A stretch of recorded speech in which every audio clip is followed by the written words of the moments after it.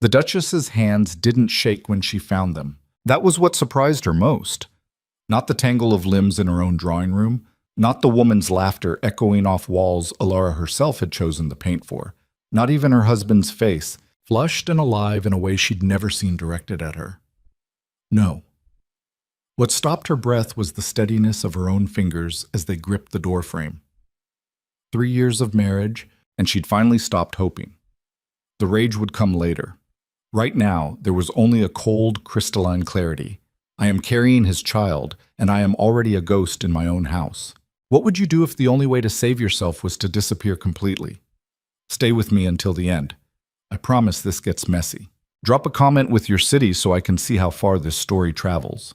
You're going to want to see how this ends. The ballroom had been Alara's idea. Not that anyone would remember that. They'd credit the gilt molding to Rowan's impeccable taste, the imported Venetian chandeliers to the Duke's grand vision, the symphony orchestra to his generosity. Alara had spent 4 months planning every detail of his 32nd birthday celebration. The guest list calibrated to flatter every political alliance he'd been cultivating. The menu designed around his preferences, even the damn flowers chosen because he'd once mentioned in passing that he found peonies acceptable. She stood now at the edge of the marble floor, watching 300 of the realm's most powerful people celebrate a man who hadn't looked at her in 6 weeks. "Smile, Your Grace." The voice belonged to Margaret, her lady's maid, passing with a tray of champagne. The words were barely audible, but Alara caught them. Caught, too, the slight tremor in Margaret's hands. The woman had witnessed too many of Alara's silent tears to believe the Duchess's composure was anything but performance. Alara smiled. She'd gotten good at it. The expression required exactly the right amount of warmth to seem genuine, but not so much that anyone might actually approach her for conversation. A duchess's smile was a tool, not an invitation. Across the room, Rowan laughed. A real laugh. The kind that crinkled the corners of his eyes. He was talking to someone Alara didn't recognize, a woman with auburn hair and a dress cut just conservatively enough to avoid scandal, but just daringly enough to be memorable. The woman touched Rowan's arm. He leaned in. Alara's smile didn't waver. The Duchess stands alone again. Lord Pemberton materialized at her elbow, reeking of brandy and entitlement. He was 60 if he was a day, with the kind of face that suggested generations of strategic inbreeding. One might wonder if the Duke has forgotten he has a wife. One might mind one's own business, Alara replied, her tone light enough to sound teasing. Pemberton had enough political influence that she couldn't afford to actually offend him, even when he was being an ass. Especially when he was being an ass. He chuckled, apparently missing the edge in her voice. "Spirit, I like that. Rowan's a fool if he doesn't appreciate Lord Pemberton." Her voice dropped half an octave.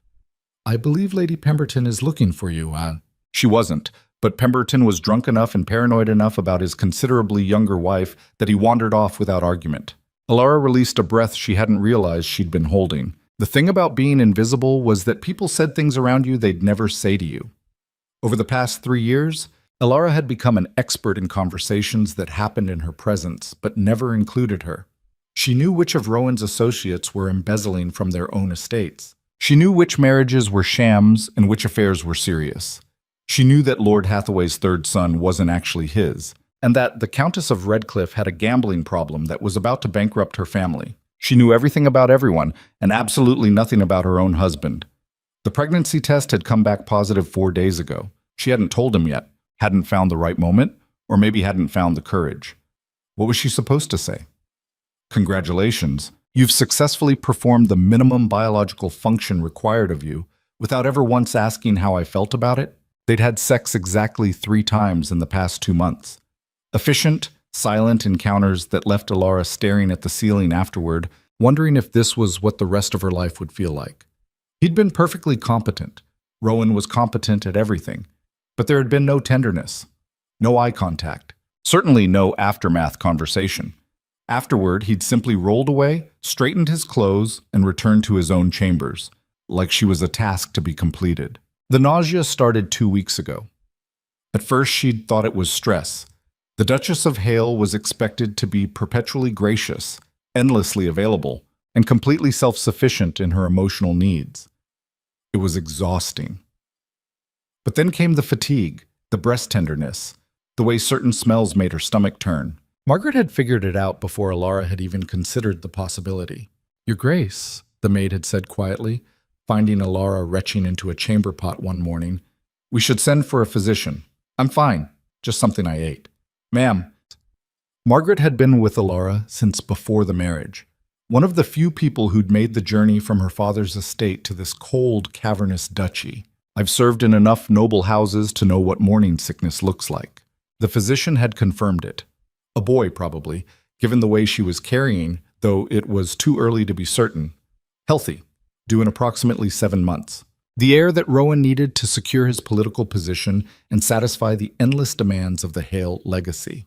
Alara touched her stomach now, a brief, furtive gesture hidden by the folds of her silver gown. The dress had cost more than most families earned in a year. It had been selected by Rowan's stylist because he'd mentioned once that silver complemented the Hale family jewels. She was wearing jewelry worth a small fortune, the Hale sapphires, cold and heavy against her collarbones. Another prop in the performance of being Rowan's wife. The orchestra launched into a waltz. Couples began pairing off, a carefully choreographed social dance that had less to do with music and more to do with displaying alliances. Alara watched as Rowan offered his hand to the auburn-haired woman. They moved together like they'd done this before. The nausea returned, though this time it had nothing to do with pregnancy. "Your Grace." A footman appeared at her side. "You're needed in the East Corridor. There's been a situation with one of the floral arrangements." It was bullshit. Alara had personally overseen the placement of every arrangement, but she was grateful for the excuse to leave. She followed the footman through the crowd, accepting the excuse to escape the ballroom's suffocating scrutiny. The corridor was blessedly quiet, the music fading to a distant hum behind thick oak doors. "What's the issue?" she asked the footman. He looked confused. "Issue, ma'am?" "With the flowers. You said—" "I didn't say anything about flowers, Your Grace. Lord Hale requested your presence in the drawing room." Something cold settled in Alara's chest. "Lord Hale sent you to fetch me?" "Yes, ma'am." He was quite insistent. Rowan never sent for her. In 3 years of marriage, he had never once sought her out unless it was directly related to some public function that required her presence as an accessory. She followed the footman through the maze of corridors, her heels clicking against marble floors. The drawing room was at the far end of the east wing, one of the smaller receiving rooms, rarely used for entertaining. Alara had redesigned it last year in a fit of desperate domesticity, choosing warm, amber lighting and comfortable furniture in the hope that Rowan might occasionally spend time there with her. He'd never set foot in it.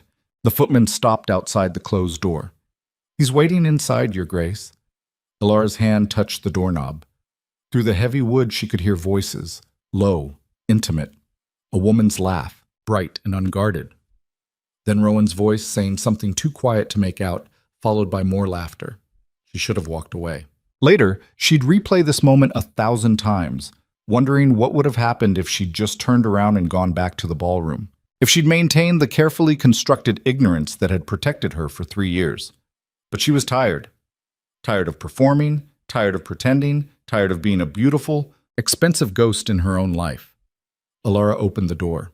The scene was almost cliché in its predictability. Rowan had the auburn-haired woman pressed against the writing desk, the one Alara had picked out because the wood grain reminded her of the forest near her childhood home. His hand was buried in the woman's hair. Her hands were working at his cravat. They broke apart at the sound of the door, but not quickly, not guiltily, just slowly, like people interrupted during something they had every right to be doing. Rowan's face cycled through several expressions in rapid succession: surprise, annoyance, calculation. What it didn't show was shame. Alara. Her name in his mouth sounded like an inconvenience. "I thought you were managing the guests." "Slow but... Brian." The woman had the decency to look uncomfortable, though whether from genuine embarrassment or just social awkwardness was impossible to say. She was younger than Alara had initially thought. Mid-20s, maybe. Pretty in a conventional way. Unremarkable, except for the fact that she'd apparently inspired more passion in Rowan during a single evening than Alara had managed in 3 years. "I was." Alara's voice came out steady. That surprised her. "Then I was told my husband needed me. Mate." Masz kokipi shatsa. The woman, girl really, glanced between them, clearly recognizing that she'd stumbled into something more complicated than a simple affair. I'll just. Yes, Ilara said. You should. The girl fled, leaving behind only the scent of expensive perfume and poor judgment. Rowan straightened his cravat with methodical precision. That was unfortunate timing. Unfortunate, Ilara tested the word, found it monumentally insufficient. That's your assessment of the situation? Oh, don't be dramatic. He crossed to the sideboard, poured himself a drink, didn't offer her one. You knew what this marriage was when you accepted it. A political alliance, yes, I was aware. Then why the wounded dove performance? Something sharp and hot flared in Ilara's chest. Performance? You had your tongue down another woman's throat in a room that I designed, during a party that I planned, while 300 people who think we're happily married are drinking champagne in the next wing. Which part of that, exactly, is me performing? Rowan took a long drink, studying her over the rim of his glass. His eyes, gray, like a winter storm, showed a flicker of something she couldn't quite identify. Are you finished? Okay. Whiskey. I don't know. Are you? He set the glass down with a sharp click. What do you want from me, Ilara? Remorse? An apology? Some tearful confession that I've seen the error of my ways? I want you to look at me. The words came out harder than she'd intended. Just once. I want you to look at me like I'm actually here. For a long moment they stared at each other across the amber-lit room. Ilara could see the exact moment he made his decision, the slight tightening around his eyes that meant he was about to say something calculated to hurt. I look at you every day, Rowan said quietly. And every day I see exactly what you are. A suitable duchess, an acceptable hostess. A woman whose primary qualification was being born into the right family at the right time. You want me to see more than that? He shrugged. There isn't anything more to see. The words should have devastated her. 3 months ago they would have. But standing there, with her hand unconsciously pressed against the slight swell of her stomach, Ilara felt something shift. She'd been performing for so long that she'd forgotten what truth felt like. You're right, she said. Rowan blinked. Whatever reaction he'd expected, agreement wasn't it. I was suitable, Ilara continued. Acceptable. Born at the right time, into the right circumstances. I made myself small enough to fit into the exact shape of what a duchess should be. I laughed at the right jokes, wore the right dresses, said the right things to the right people. I erased everything about myself that didn't serve your political ambitions. Ilara, I'm not finished. Her voice cut through his like a blade. You want to know what you don't see when you look at me? You don't see that I speak 4 languages because you never asked. You don't see that I've been managing the estate finances for 2 years because you assumed your steward was doing it.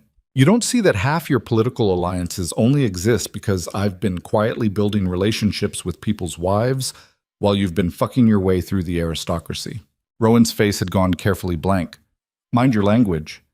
Why? Worried I'll stop being ladylike? Ilara laughed, and the sound was jagged.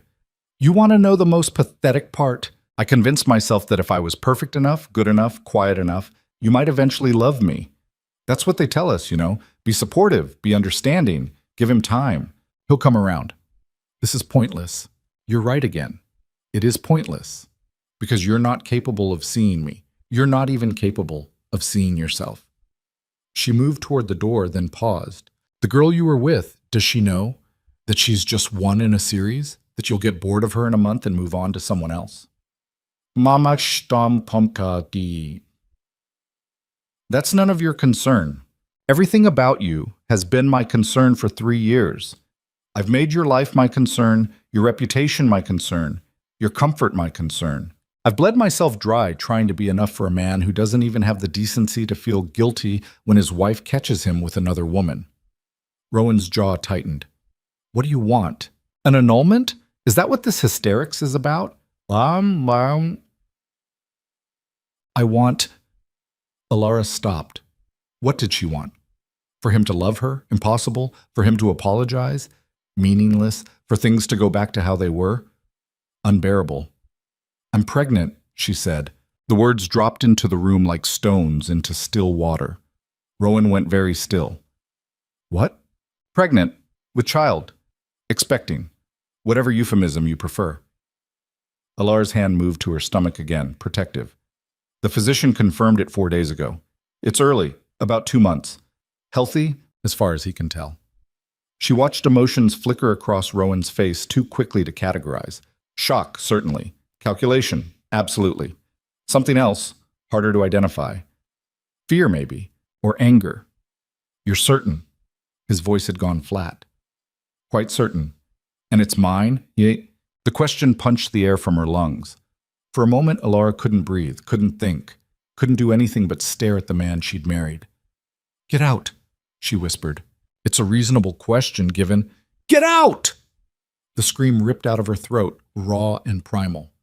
Get out! Get out! Get the fuck out! Rowan moved toward the door, then hesitated. Alara, if you say one more word to me, I will make a scene that will destroy both of us. I will go into that ballroom and tell every single person exactly what kind of man you are.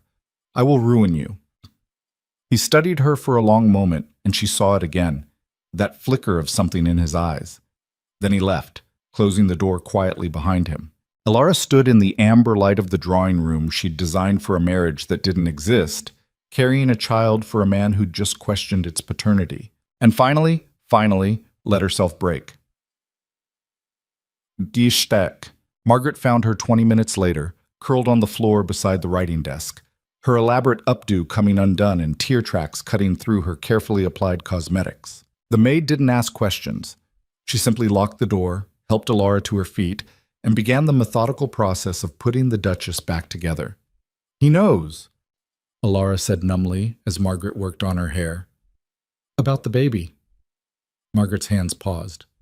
What did he say? He asked if it was his. The maid's sharp intake of breath was the only indication of her fury. That bastard. Don't. Alara caught her hand. Don't waste your anger. I'm going to need you to be smart, not emotional. Ma'am? Alara looked at her reflection in the mirror above the sideboard. Her eyes were red, her face blotchy, but underneath the wreckage, something harder had emerged. Something that had been building for 3 years and had finally crystallized into clarity. I can't do this anymore, she said quietly. I can't spend the next 7 months pregnant and invisible, then the rest of my life raising a child in a house where I'm treated like furniture. I can't watch him parade other women through rooms I decorated while I smile and pretend everything is fine. What are you saying? I'm saying... Alara took a breath. I need to disappear. Margaret went very still. Your Grace, you can't be serious. Why not? What's keeping me here? A man who despises me? A title that's turned me into a performing seal? The promise of a life spent being tolerated at best and humiliated at worst? Your family married me off to secure an alliance. They don't care about me any more than Rowan does. I'm a chess piece that served its purpose. The scandal would be enormous, unprecedented, probably fatal to Rowan's political aspirations. Alara met Margaret's eyes in the mirror. Do I look like I care? Margaret stared at her for a long moment, then slowly began to smile. What do you need? The plan took shape over the next 3 weeks. It had to be perfect. A duchess didn't just vanish. Every move she made was tracked, every expense monitored, every social engagement documented. Alara's life was a goldfish bowl, and she needed to crack the glass without anyone noticing until she was already gone. Margaret became her co-conspirator. The maid had contacts throughout the servant network. People who owed her favors, people who understood that the nobility's dirty laundry often needed protecting. Through these channels, they began quietly gathering resources. First, money. Alara couldn't access her dowry. That belonged to Rowan now, legally speaking. But 3 years of managing the household had taught her where the vulnerabilities were. Small amounts, siphoned from accounts that wouldn't be audited for months. Expenses for parties that had already happened, invoices for services never actually rendered. She felt guilty for about 20 minutes, then remembered Rowan questioning her child's paternity, and the guilt evaporated. Second, identity. This was trickier. Margaret knew a forger in the city, a woman who specialized in helping servants escape abusive households. For the right price, she could provide papers, a birth certificate, references from a fictional previous employer, even a widow's pension documentation. The name came to Alara in a dream. Mara Thorne. Common enough to be unremarkable, but distinctive enough that she wouldn't forget it when someone called her by it. Third, destination. It had to be somewhere Rowan wouldn't think to look, somewhere his influence didn't automatically extend. Margaret suggested the northern coast. Brutal, isolated, the kind of place where people came to disappear. There was a fishing village called Greyhaven, 4 days' travel by coach. No one who mattered ever went there. Perfect. The timing had to be precise. Too early, and the pregnancy might not be viable without medical care. Too late, and traveling would become impossible. Margaret calculated that they had about 6 weeks before Alara would start showing enough that people would notice. 6 weeks to plan the impossible. Alara threw herself into the preparations with an intensity that surprised her. For the first time in 3 years, she had purpose beyond making Rowan look good. Every forged document, every hidden coin, every quietly packed essential was an act of reclamation. She was taking herself back. Rowan, meanwhile, had become impossible to read. After that night in the drawing room, he'd shifted into a mode Alara recognized from his political maneuvering, careful, controlled, strategically distant. He acknowledged her pregnancy in public with perfect aristocratic grace, accepting congratulations with a smile that never reached his eyes. In private, he said nothing. They maintained separate chambers, attended separate breakfasts, moved through the estate like ghosts who'd forgotten they were haunting the same house. The only time they interacted was at public functions, where they performed the role of expectant parents with practiced precision. It would have been easier if he'd been cruel. Cruelty, at least, was honest, but this studied indifference was worse. It confirmed everything Alara had suspected. She was relevant only as a vessel for his heir, a problem to be managed rather than a person to be loved. 5 weeks before her planned departure, Lord Pemberton hosted a dinner party that both Alara and Rowan were expected to attend. It was a relatively small affair, only 40 guests, but politically crucial. Pemberton wielded considerable influence in Parliament, and Rowan was courting his support for some infrastructure bill. Alara wore green, not because she liked the color, but because Rowan had once mentioned it made her look appropriately dignified. The Heir emeralds complemented the dress perfectly. The Heir, as they were designed to do. She was becoming an expert at her own erasure. The dinner itself was predictably tedious. Alara sat between Lord Hathaway and some minor baron whose name she immediately forgot, making appropriate conversation while mentally cataloging which pieces of jewelry she could sell without anyone noticing they were gone. The emeralds would fetch a fortune, but they were too distinctive. The pearl choker, though, that had been a gift from some distant Heir relative rarely worn. No one would miss it for months. "You're glowing, Your Grace." Lord Hathaway was 3 glasses deep into very expensive wine and apparently feeling chatty. "Pregnancy suits you." "Thank you, my lord."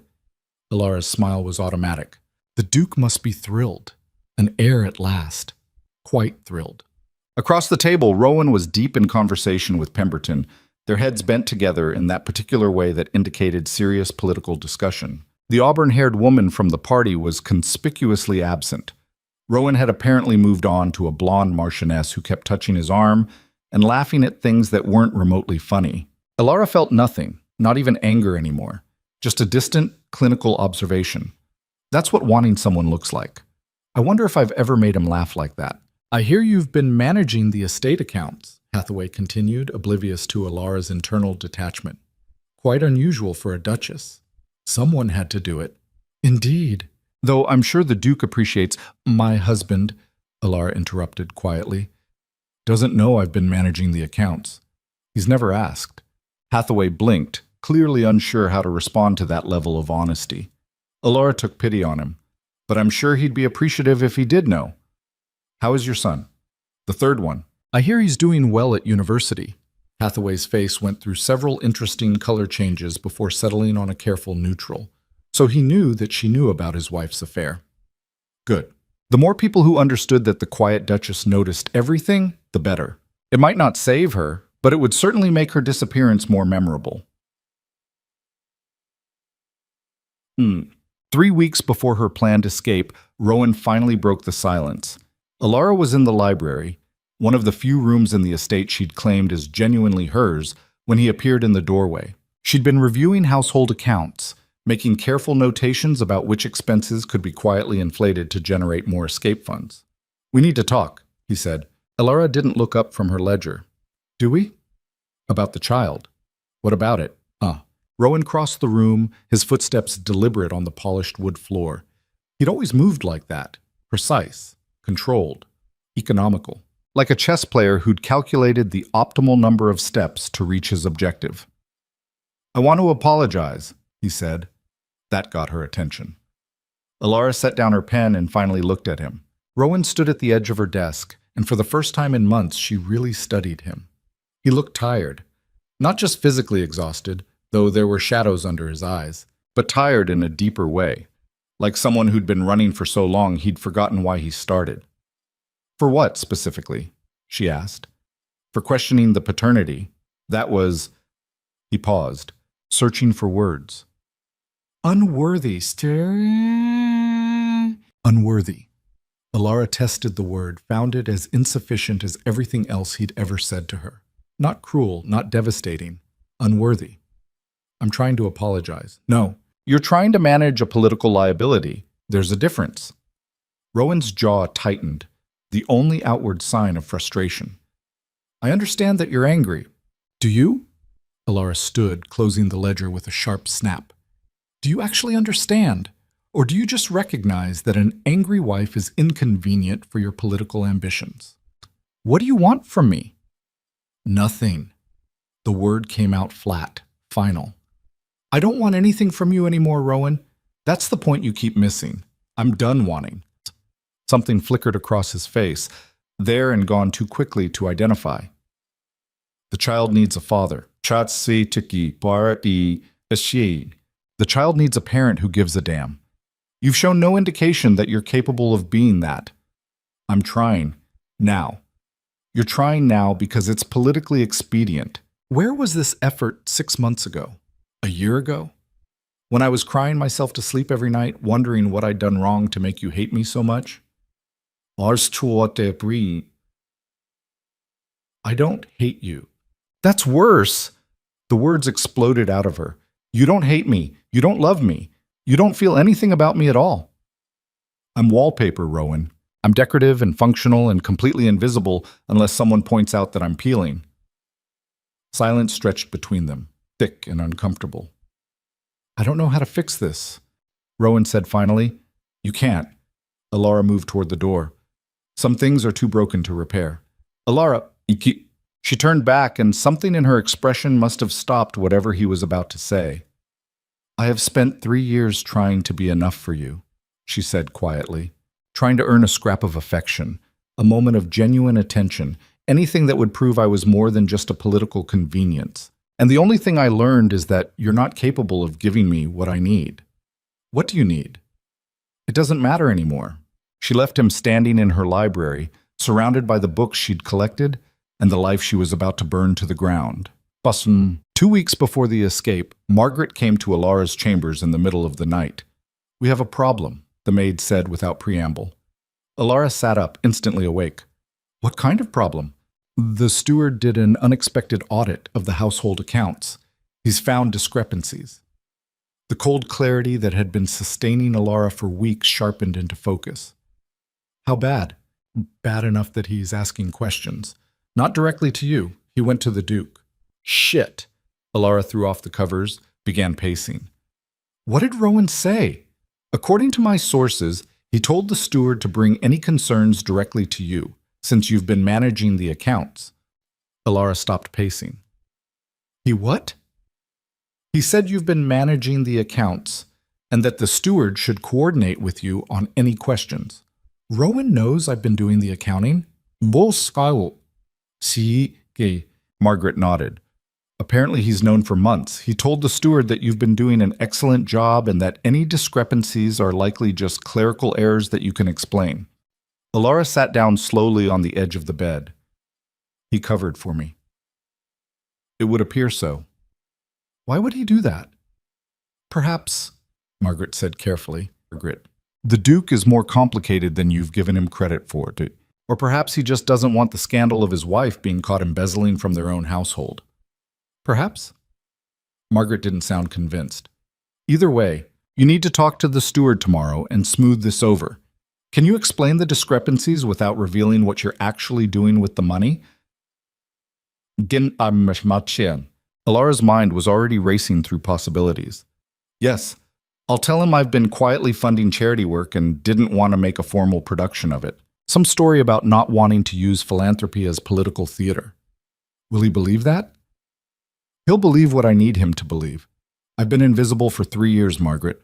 People believe whatever makes me easiest to ignore. The meeting with the steward went exactly as Alara had predicted. She spun a story about quiet charitable work, provided just enough detail to be plausible without being verifiable, and watched the man's skepticism melt into grudging approval.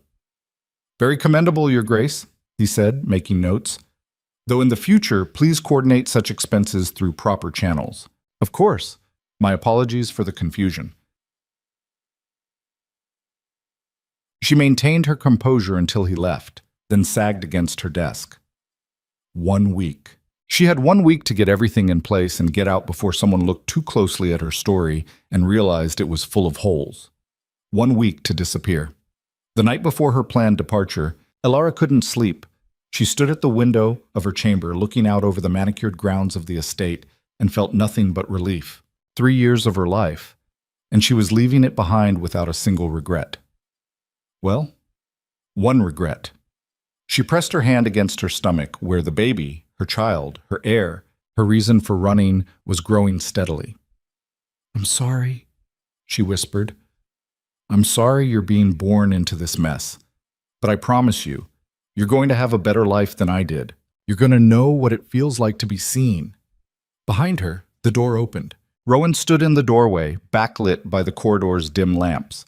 He was in shirt sleeves, his cravat undone, the most undressed she'd seen him outside of their awkward sexual encounters. Couldn't sleep? He asked. No. He moved into the room, and Alara tensed. They hadn't been alone together since the library confrontation. I wanted to thank you, Rowan said, for handling the steward situation. That could have been complicated. You covered for me first, with the discrepancies. You were doing good work.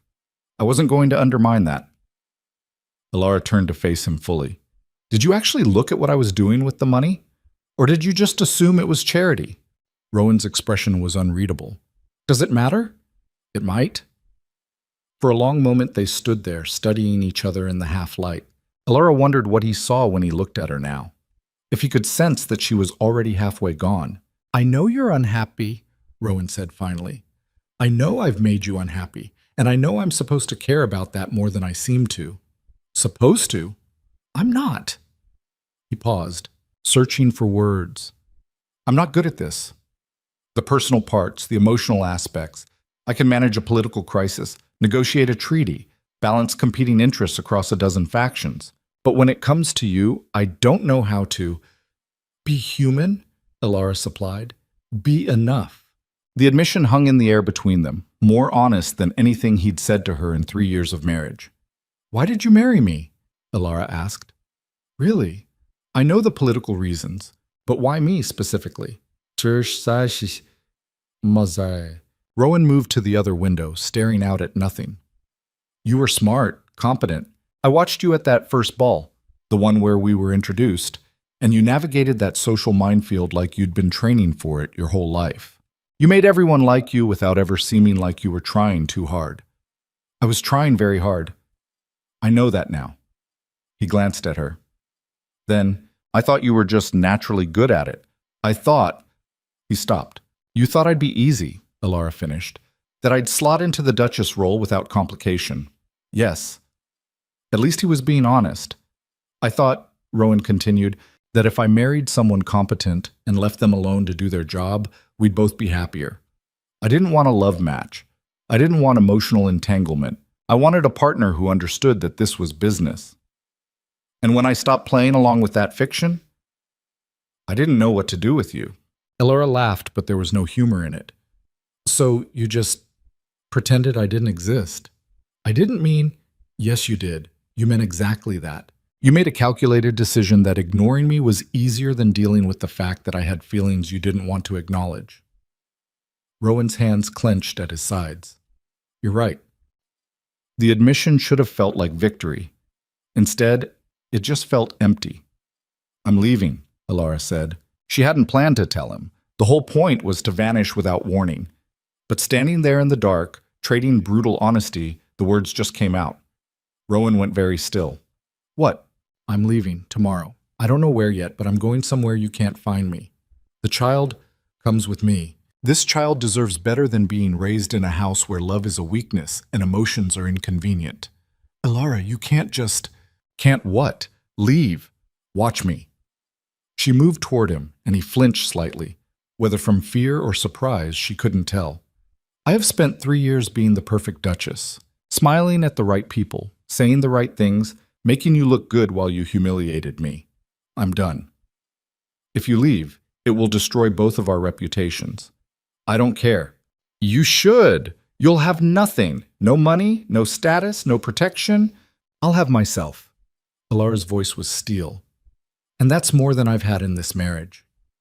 Rowan stared at her like he was seeing her for the first time. Maybe he was. I could stop you, he said quietly. You could try.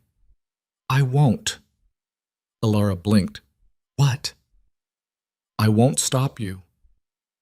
Rowan's face was carved from stone, but something in his eyes looked almost broken. If leaving is what you need, then go. Just like that? No, not just like that, but... He took a breath. You were right. I've made you invisible. I've taken everything you offered and given nothing back. And I don't know how to be different. So if going is what saves you, then I won't stand in your way. It was the most honest thing he'd ever said to her. It was also far, far too late. Thank you, Alara said quietly. Will you tell me where you're going? No. Rowan nodded like he'd expected that answer. Will you let me know you're safe? Eventually? Maybe. The child is mine. Alara's hand moved protectively to her stomach. I'll decide what kind of relationship you have with this child, if any. You lost the right to automatic access when you questioned its paternity. She saw the impact of those words hit him, saw him flinch like she'd struck him. Good. I'm sorry, Rowan said, for all of it, for making you feel invisible, for the women, for every time I chose political convenience over your feelings. I'm sorry. I know you are, but sorry doesn't fix 3 years of damage. I know. They stood there in the darkness, two people who'd shared a bed and a name but had never truly known each other. I hope you find whatever you're looking for, Rowan said finally, wherever you go. I hope you figure out why you're running, Alara replied, before you run out of places to hide. She didn't wait for his response. She simply walked past him, out of the chamber, and into the last night she would ever spend as the Duchess of Heir. Tomorrow, Mara Thorne would be born, and Alara Vance would become a ghost. The coach left at dawn, before the servants started their morning rounds. Mara now, she had to start thinking of herself as Mara, sat rigid against the cracked leather seat, watching the estate disappear through the dirty window. Margaret sat across from her, a carpet bag clutched in her lap, her face pale but determined. We did it, the maid whispered. Mara didn't answer, couldn't, because leaving had been the easy part. Everything that came next would be harder. The coach was third class, the kind of transport no duchess would ever consider using. It smelled of unwashed bodies and damp wool, and the other passengers, a farmer with chickens in a crate, 2 factory workers heading north for employment, an old woman who wouldn't stop coughing, kept shooting them curious glances. Margaret had done well with the disguises. Mara wore a plain brown traveling dress, patched at the elbows and hem. Her hair was pulled back in a simple bun, no elaborate styling, no jeweled pins. The Hale sapphires were hidden in a false-bottomed trunk, along with 3 other pieces of jewelry worth enough to keep her alive for years if she was careful. She looked like a widow, poor but respectable, exactly what Mara Thorne was supposed to be. How long until Greyhaven? Mara asked quietly. 4 days if the weather holds. Longer if it doesn't. 4 days of rattling along rutted roads, sleeping in questionable inns, eating food that would probably make her violently ill, given how her pregnancy was already affecting her stomach. 4 days of watching over her shoulder, waiting for Rowan's men to catch up with them. Except Rowan had promised not to follow, and despite everything, all the lies, all the indifference, all the cruelty, Mara found herself believing him. The first inn was exactly as terrible as she'd anticipated. The room Margaret secured for them was barely large enough for the narrow bed they'd have to share, and something was definitely living in the walls based on the scratching sounds that started the moment darkness fell. Mara spent most of the night leaning over a chipped wash basin, retching up what little she'd managed to eat at dinner. "This is bad," Margaret said, holding Mara's hair back. "You need to keep something down or you'll be too weak to travel." "I'm fine." "You're not fine. You're pregnant and stressed, and your body is trying to tell you something." Mara wiped her mouth with a threadbare towel. "My body can join the long list of things that need to shut up and let me survive this." Margaret's expression softened. "Ma'am." "Don't call me that. Not anymore. I'm Mara. Just Mara. Yeah. Mara then." Margaret helped her back to the bed. "We can slow down. Take more time between travel days. You don't have to push yourself so hard." "Yes, I do. Every day we're on the road is another day someone might recognize us. We need to get to Greyhaven and disappear before—" A sharp knock on the door cut her off. Both women froze. "Who is it?" Margaret called, her voice steady despite the fear in her eyes. "Innkeeper, ma'am? Just checking if you need anything for the morning." Mara's hand went to the knife she'd hidden under her pillow, a small blade Margaret had procured from somewhere. Nothing fancy, but sharp enough to do damage if needed. Margaret cracked the door open. "We're fine, thank you. Breakfast is at 6, extra if you want meat with your porridge. Just porridge will be fine." The innkeeper, a heavy-set man with tobacco-stained teeth, peered past Margaret into the room. His gaze landed on Mara, lingered just a moment too long. "Your friend looks poorly." "Travel sickness," Margaret said smoothly. "She'll be better once we're settled." "Where you headed?" "North. Family obligations." The man grunted, apparently satisfied. "Well, you let me know if you need a physician. Wife's brother is a doctor, practices in the next town over. We'll manage, but thank you." Margaret closed the door, locked it, then wedged a chair under the handle for good measure. "He saw me," Mara said. "He saw a sick woman in a cheap dress. Nothing memorable about that. He was looking for something memorable. Did you see his face? He was trying to place me." "You're being paranoid. I'm being realistic." Mara pulled the blanket tighter around herself. "Every person we encounter is a potential problem. Every conversation is a risk. I can't afford to let my guard down." Margaret sat on the edge of the bed. "This is going to be your life now, constantly looking over your shoulder, always afraid someone will recognize you. Is that really better than what you left?" "Yes." Mara didn't hesitate. "Because at least now I'm afraid on my own terms." The second day of travel, the weather turned. Rain hammered the coach roof, and the roads transformed into rivers of mud that slowed their progress to a crawl. One of the wheels got stuck, and all the passengers had to climb out and help push, while the driver cursed and the horses screamed their displeasure. Mara stood in the freezing rain, her dress soaked through, her hands blistered from pushing against the wheel, and felt more alive than she had in 3 years. "You're smiling," Margaret said later, once they'd finally extracted the coach and climbed back inside, shivering and filthy. "Am I?" "Like a madwoman. We're soaked, exhausted, probably going to catch pneumonia, and you're grinning." Mara touched her face, surprised to find it was true. "I chose this. Every awful part of it. That's the difference." The farmer with the chickens, a grizzled man who'd introduced himself as Thomas, offered them a flask of something that smelled like it could strip paint. "Warm you up," he said. Margaret accepted gratefully. Mara shook her head. "Can't. I'm—" She caught herself before saying pregnant. "Ill. Stomach troubles." Thomas nodded sagely. "My wife was the same way when she was expecting our first. Couldn't keep nothing down for months." Mara's heart stopped. "I didn't say, Don't have to. Seen enough pregnant women to know the signs. You got that look?" He took a long pull from his flask. "How far along?" There was no point lying, not to this stranger she'd never see again after Greyhaven. "About 3 months." "Husband know you're running." Margaret tensed, her hand moving toward the small pistol she'd hidden in her cloak. But Thomas just chuckled. "Relax, girl. I ain't gonna turn you in. Lord knows I've thought about running for my own life enough times." He settled back against the seat. Word of advice, though. Where you're headed? Greyhaven, right? I heard you tell the driver it's hard country. People up there don't trust outsiders. You're going to need a story, and it better be good. I'm a widow, Mara said. My husband died in a factory accident. I'm moving north to live with my sister. You got a sister in Greyhaven? No? Oh, Thomas raised an eyebrow. The story needs work, Margaret admitted. Yeah, it does. Here's the thing about small villages. Everybody knows everybody's business. You show up claiming to have family, they're going to ask questions. Who's your sister? What's her husband's name? Where's their house? He took another drink. Better to tell them you're alone. Recently widowed, moving somewhere cheap to start over. That they'll believe. That they'll understand. Why are you helping us? Mara asked. Thomas studied her for a long moment. Because you got the same look my daughter had when she ran from her husband. That desperate kind of brave. She made it, by the way.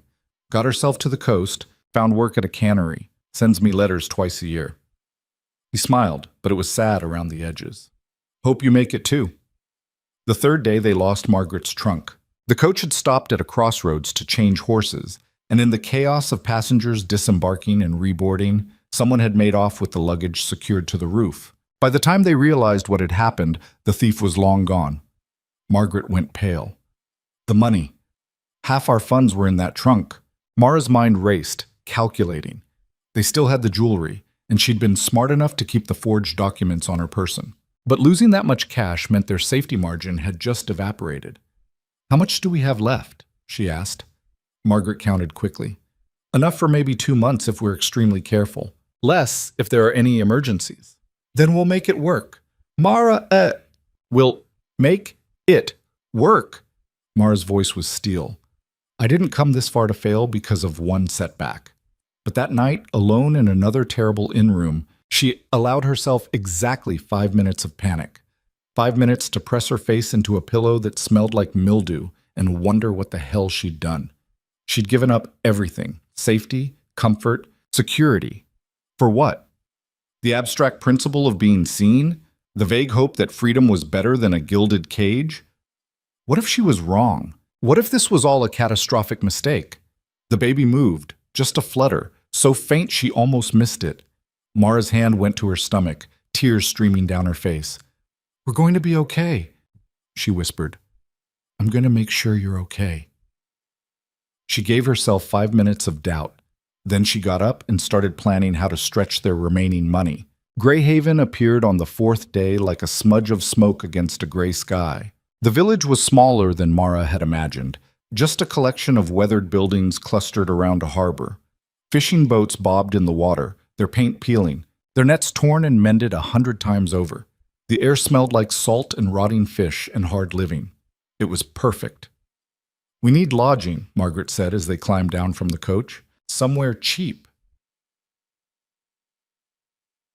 The driver, who'd barely spoken to them the entire journey, pointed toward a building that looked like it was held together by hope and barnacles. Mrs. Kovar takes boarders. Tell her Jacob sent you. The boarding house was exactly as depressing as the exterior suggested. The landlady, Mrs. Kovar, was a woman carved from granite in suspicion. She looked Mara and Margaret up and down with eyes that missed nothing. Weekly rate is 3 crowns, paid in advance. No men in the rooms, no cooking on the premises, no noise after 10. We'll take it, Mara said. Mrs. Kovar held out a weathered hand. Mara counted out the coins, watching their funds dwindle even further. The room was a closet with pretensions. One narrow bed, a washstand, a window that overlooked an alley filled with garbage. The walls were thin enough that they could hear every sound from the neighboring rooms. And based on what they were hearing, the no-men rule was more guideline than law. It's awful, Margaret said flatly. It's anonymous. Mara set her bag on the bed. That's all that matters. You can't possibly think we're going to survive here. You're pregnant, we're running out of money, and this place looks like it breeds disease. Then we'll adapt. Mara, I know you're scared. I'm scared too, but I need you to trust me. Margaret's expression crumpled. I've given up everything for you. My position, my references, any chance of future employment in a decent household. If this doesn't work, I'll make sure you're taken care of. I promise. How? You can barely take care of yourself right now. The words stung because they were true. Mara had no skills beyond managing a household and looking decorative at parties. She'd never worked a day in her life, never had to worry about where her next meal was coming from, never faced the reality of actual poverty. She was drowning, and she'd dragged Margaret down with her. I'll figure it out, Mara said quietly. I have to. Finding work turned out to be harder than anticipated. Greyhaven was a village that ran on fishing, and fishing was a man's industry. The few jobs available to women, mending nets, cleaning fish, working in the cannery, required strength and skill Mara simply didn't have. She lasted exactly 4 hours at the cannery before the foreman told her to leave and not come back. You're too slow, he said bluntly. This ain't charity. I need workers who can keep pace. Mara's hands were bleeding from the rough work, her back screaming from bending over the processing line. Please, I'll get faster. I just need practice. Don't need your pleas. Need someone who knows what they're doing. She stumbled out into the cold afternoon, fighting back tears of frustration and humiliation. Margaret had better luck. Her years in service had taught her practical skills, and she secured a position at the village's only tavern, the Rusty Anchor.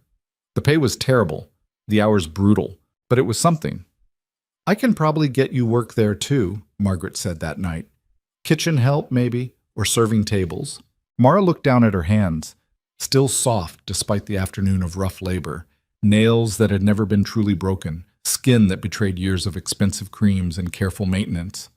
I'll try, she said. But the tavern owner, a massive man called Big Eddie, took one look at her and shook his head. You ever worked a day in your life, girl?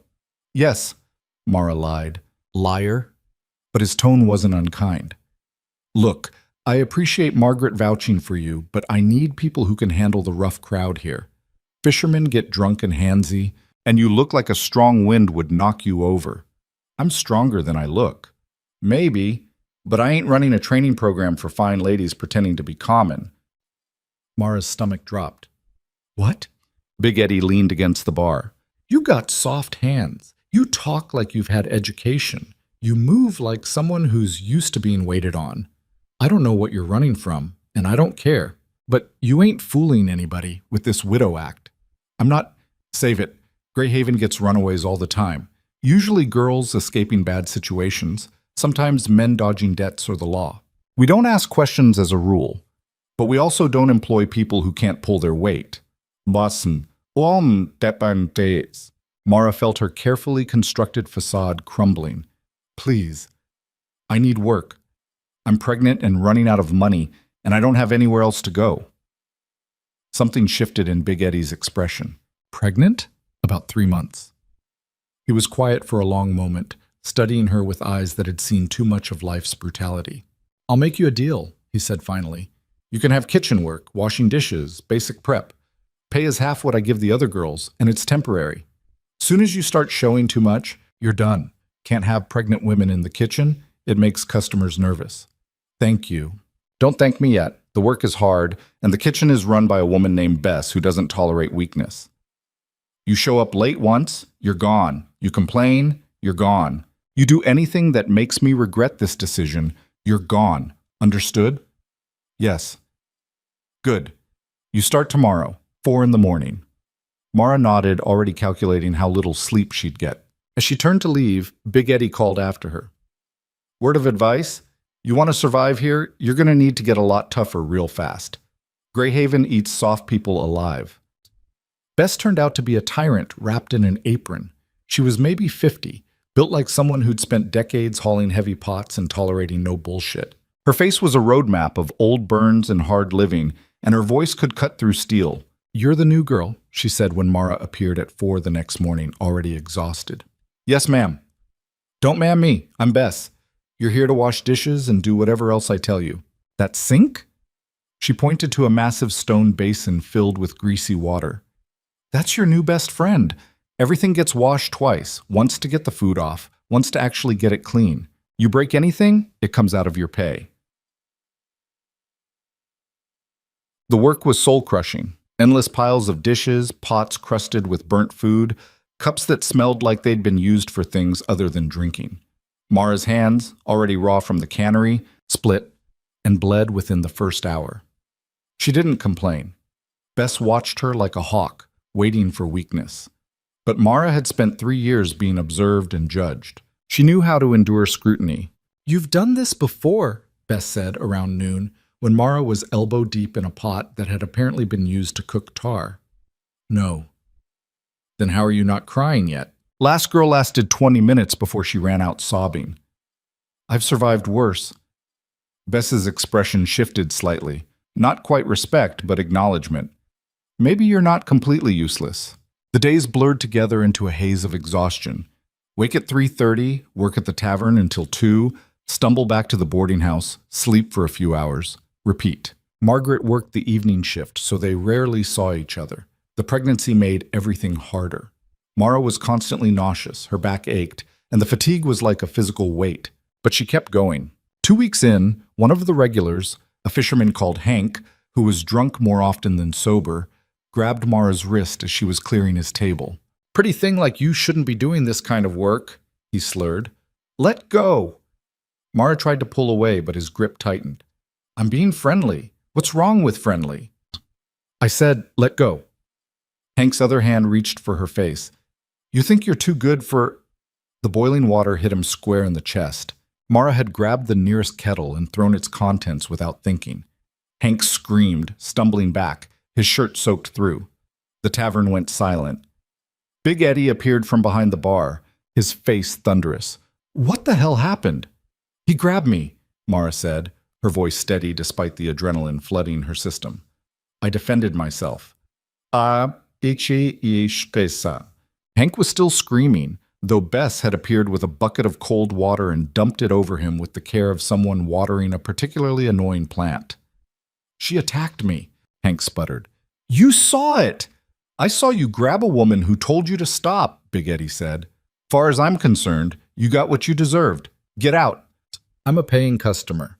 "You were a paying customer. Now you're banned. Out." Heats. 2 of the larger regulars helped Hank to the door and tossed him into the street. Big Eddie turned to Mara. "You all right?" "Yes." "Good. Get back to work." It wasn't until later, when her shift ended and she was walking back to the boarding house, that the shaking started. Mara made it to an alley before her legs gave out. She sat on the cold, dirty ground and tried to remember how to breathe. She'd thrown boiling water at a man. Could have seriously injured him. Could have been arrested, thrown in jail, sent back to Rowan. "Hey!" Mara looked up to find Bess standing at the alley entrance, arms crossed. "You did good in there," the older woman said. "I could have hurt him badly." "You could have let him hurt you worse. Don't beat yourself up over defending yourself." Mara wiped her eyes, frustrated by the tears. "I'm not cut out for this. Any of this. Maybe not. But you're doing it anyway." Bess sat down beside her, apparently unconcerned about ruining her skirt. "You pregnant?" There was no point denying it anymore. "Yes." "Father know?" Yes." "He coming after you?" "I don't think so." Bess was quiet for a moment. "My daughter ran from her husband 5 years ago. He tracked her down, dragged her back. She tried to run again. He killed her." Mara's breath caught. "I tell you that," Bess continued, "because you need to understand something. Running is the easy part. Staying gone, that's what's hard. And if you're going to make it, you need to get meaner, tougher. You threw water today, good. But next time, you might need to do worse." "I don't know if I can." "Then you'll die." Bess stood, brushed off her skirt. "Or worse. You'll survive, but you'll still be a victim. Your choice." She walked away, leaving Mara sitting in the alley, surrounded by garbage and the smell of fish, carrying a child, and wondering if she was strong enough for the life she'd chosen. That night, Mara sold the pearl choker. The jeweler in the next town over, a man Margaret's contacts had said could be trusted, offered her a fraction of what it was worth. "It's stolen," he said flatly. "It's mine.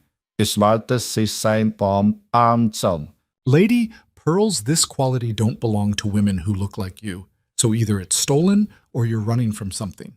Either way, I'm taking a risk. This is my offer." Mara took the money. It would buy them another 2 months if they were careful. Walking back through the dark streets, she felt eyes on her. turned to see 3 men following at a distance. Not fishermen. Their clothes too clean, their bearing too deliberate. Rowan's men? Or just local thieves who'd noticed a woman carrying money? Mara's hand went to the knife in her pocket. She'd learned to carry it everywhere, learned to sleep with it under her pillow. The men kept following. Mara turned down a narrow street, then another, trying to lose them. But they were gaining, their footsteps getting closer. She broke into a run, so did they. Mara's pregnant body couldn't sustain the sprint. Her lungs burned, her legs wobbled. She was going to be caught. A door opened ahead of her. "In here!" She didn't question it, just dove through the doorway. Someone pulled her inside, slammed the door shut, threw the bolt.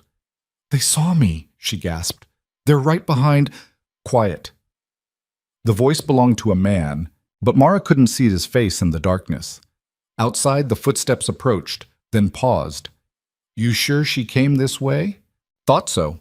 "Well, she ain't here now. Probably ducked into one of the buildings. We'll find her tomorrow." The footsteps retreated. Mara's rescuer struck a match, lit a candle. In the flickering light, she saw a man about her age, dark hair, a scar running through one eyebrow.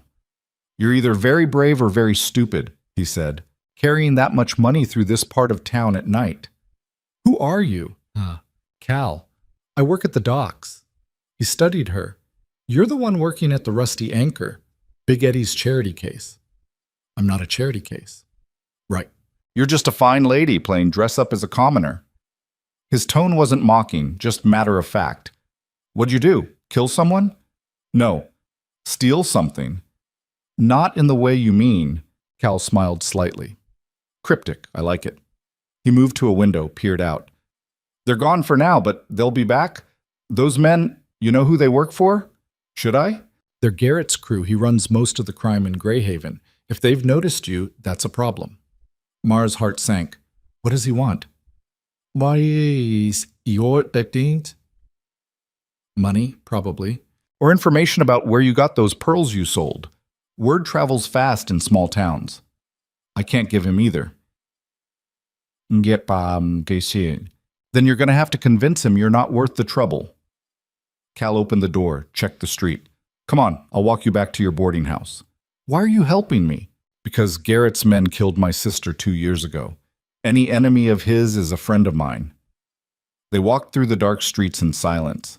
When they reached Mrs. Kovar's, Cal stopped. "Advice. Whatever you're running from, make sure it's worth it. Because survival here, it costs pieces of yourself you don't get back." Mara thought about Rowan, about the baby growing inside her, about the life she'd left behind. "It's worth it," she said. 3 days later, Garrett came to the tavern. He was smaller than Mara expected, compact, well-dressed by Greyhaven standards, with the kind of face that smiled while planning violence. "You're Mara," he said, sliding into a chair while she was wiping down tables. "And you're someone I don't want to talk to. Feisty, I appreciate that." He leaned back, completely at ease. "Here's the situation. You sold a pearl choker worth about 3,000 crowns for 300. That tells me 2 things. You have more where that came from, and you're desperate." "I don't have anything else." "Liar. Women like you always have more jewelry hidden away." His smile widened. "Here's what's going to happen. You're going to give me half of whatever you sell from now on. Think of it as a tax for doing business in my town." "No." The smile disappeared. "That wasn't a negotiation. And my answer still isn't changing." Garrett stood slowly. "You're making a mistake. Wouldn't be my first." He leaned in close enough that she could smell expensive cologne completely at odds with the rest of Greyhaven. "I'm going to give you 3 days to reconsider. After that, we do this the hard way." Mara met his eyes. "Do your worst." She watched him leave, then promptly went into the kitchen and vomited from pure terror. Bess found her there, shaking. "Garrett?" Mara nodded. "What do you want?" "Half my money." "You tell him to go to hell?" "More or less, Bess sighed. "You really are trying to get yourself killed, aren't you?" "I'm trying to survive on my own terms." "Same thing, in this town." That night, Mara lay in bed calculating options. She could give Garrett what he wanted, but that would mean admitting weakness, inviting more demands. She could run again. But where? She had barely enough money to survive in Greyhaven, let alone start over somewhere else. Or she could fight. The idea was insane. She was a pregnant fugitive with no allies and no experience in violence. Garrett controlled half the town and had no compunction about killing people who crossed him. But Mara was so tired of running, so tired of being afraid, so tired of letting other people dictate the terms of her existence. She'd left Rowan because she refused to be invisible. She'd be damned if she'd let some small-time criminal make her disappear. The knife under her pillow felt heavier than usual. 3 days later, Garrett's men came for her. Mara was walking back from the market carrying vegetables for the tavern when they surrounded her in broad daylight. 5 men, blocking her path. "Boss wants to talk," one said. "Tell your boss I'm busy." Not a request. Mara's hand tightened on the knife in her pocket. "And if I refuse?" The man smiled, showing missing teeth. "Then we make this unpleasant." They grabbed her.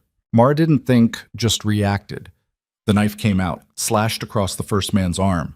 He screamed, stumbled back. She kicked another in the knee, heard something crack. Then someone hit her from behind, and the world went dark. When she woke, she was in a basement that smelled like mold and old blood. Garrett sat across from her, looking disappointed. "You stabbed my man," he said conversationally. "That's going to require retaliation." Mara's head throbbed, but she forced herself to focus. "Where's Margaret?" "Your friend?" "Safe. For now." He leaned forward. "Here's what's going to happen. You're going to tell me where you hid the rest of your jewelry. Then you're going to work for me until you've paid off the debt you owe for my man's medical care. Or I find out who you really are and sell that information to whoever's looking for you. Because someone is always looking." His smile was a predator's. "So what's it going to be, Your Grace?" The title hit her like ice water. He knew. Mara's blood turned to ice, but she kept her face blank. "I don't know what you're talking about." Garrett laughed, a dry, humorless sound. "Please. You think I survived this long by being stupid?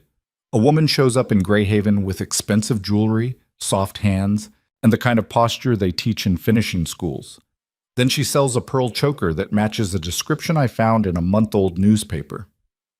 He pulled a crumpled page from his pocket, smoothed it on the table between them. "Missing, Duchess Alara Vance of Hale, last seen wearing the Hale family pearls. Reward for information leading to her safe return." The newspaper sketch was crude, but recognizable enough. Mara stared at her own face rendered in cheap ink and felt her carefully constructed world fracture. "How much is the reward?" Her voice came out steadier than she felt. 5,000 crowns. Enough to set me up very comfortably somewhere far from the shithole." Garrett folded the newspaper. "But I'm a businessman. I understand that sometimes the asking price isn't the best price. Meaning,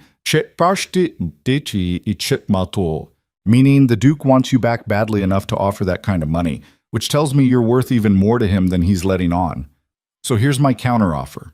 You work for me. Use those fancy Duchess skills to help me expand my operations beyond Greyhaven. Maybe help me get into some of the more exclusive circles. And in exchange, I don't send word to your husband about your current address."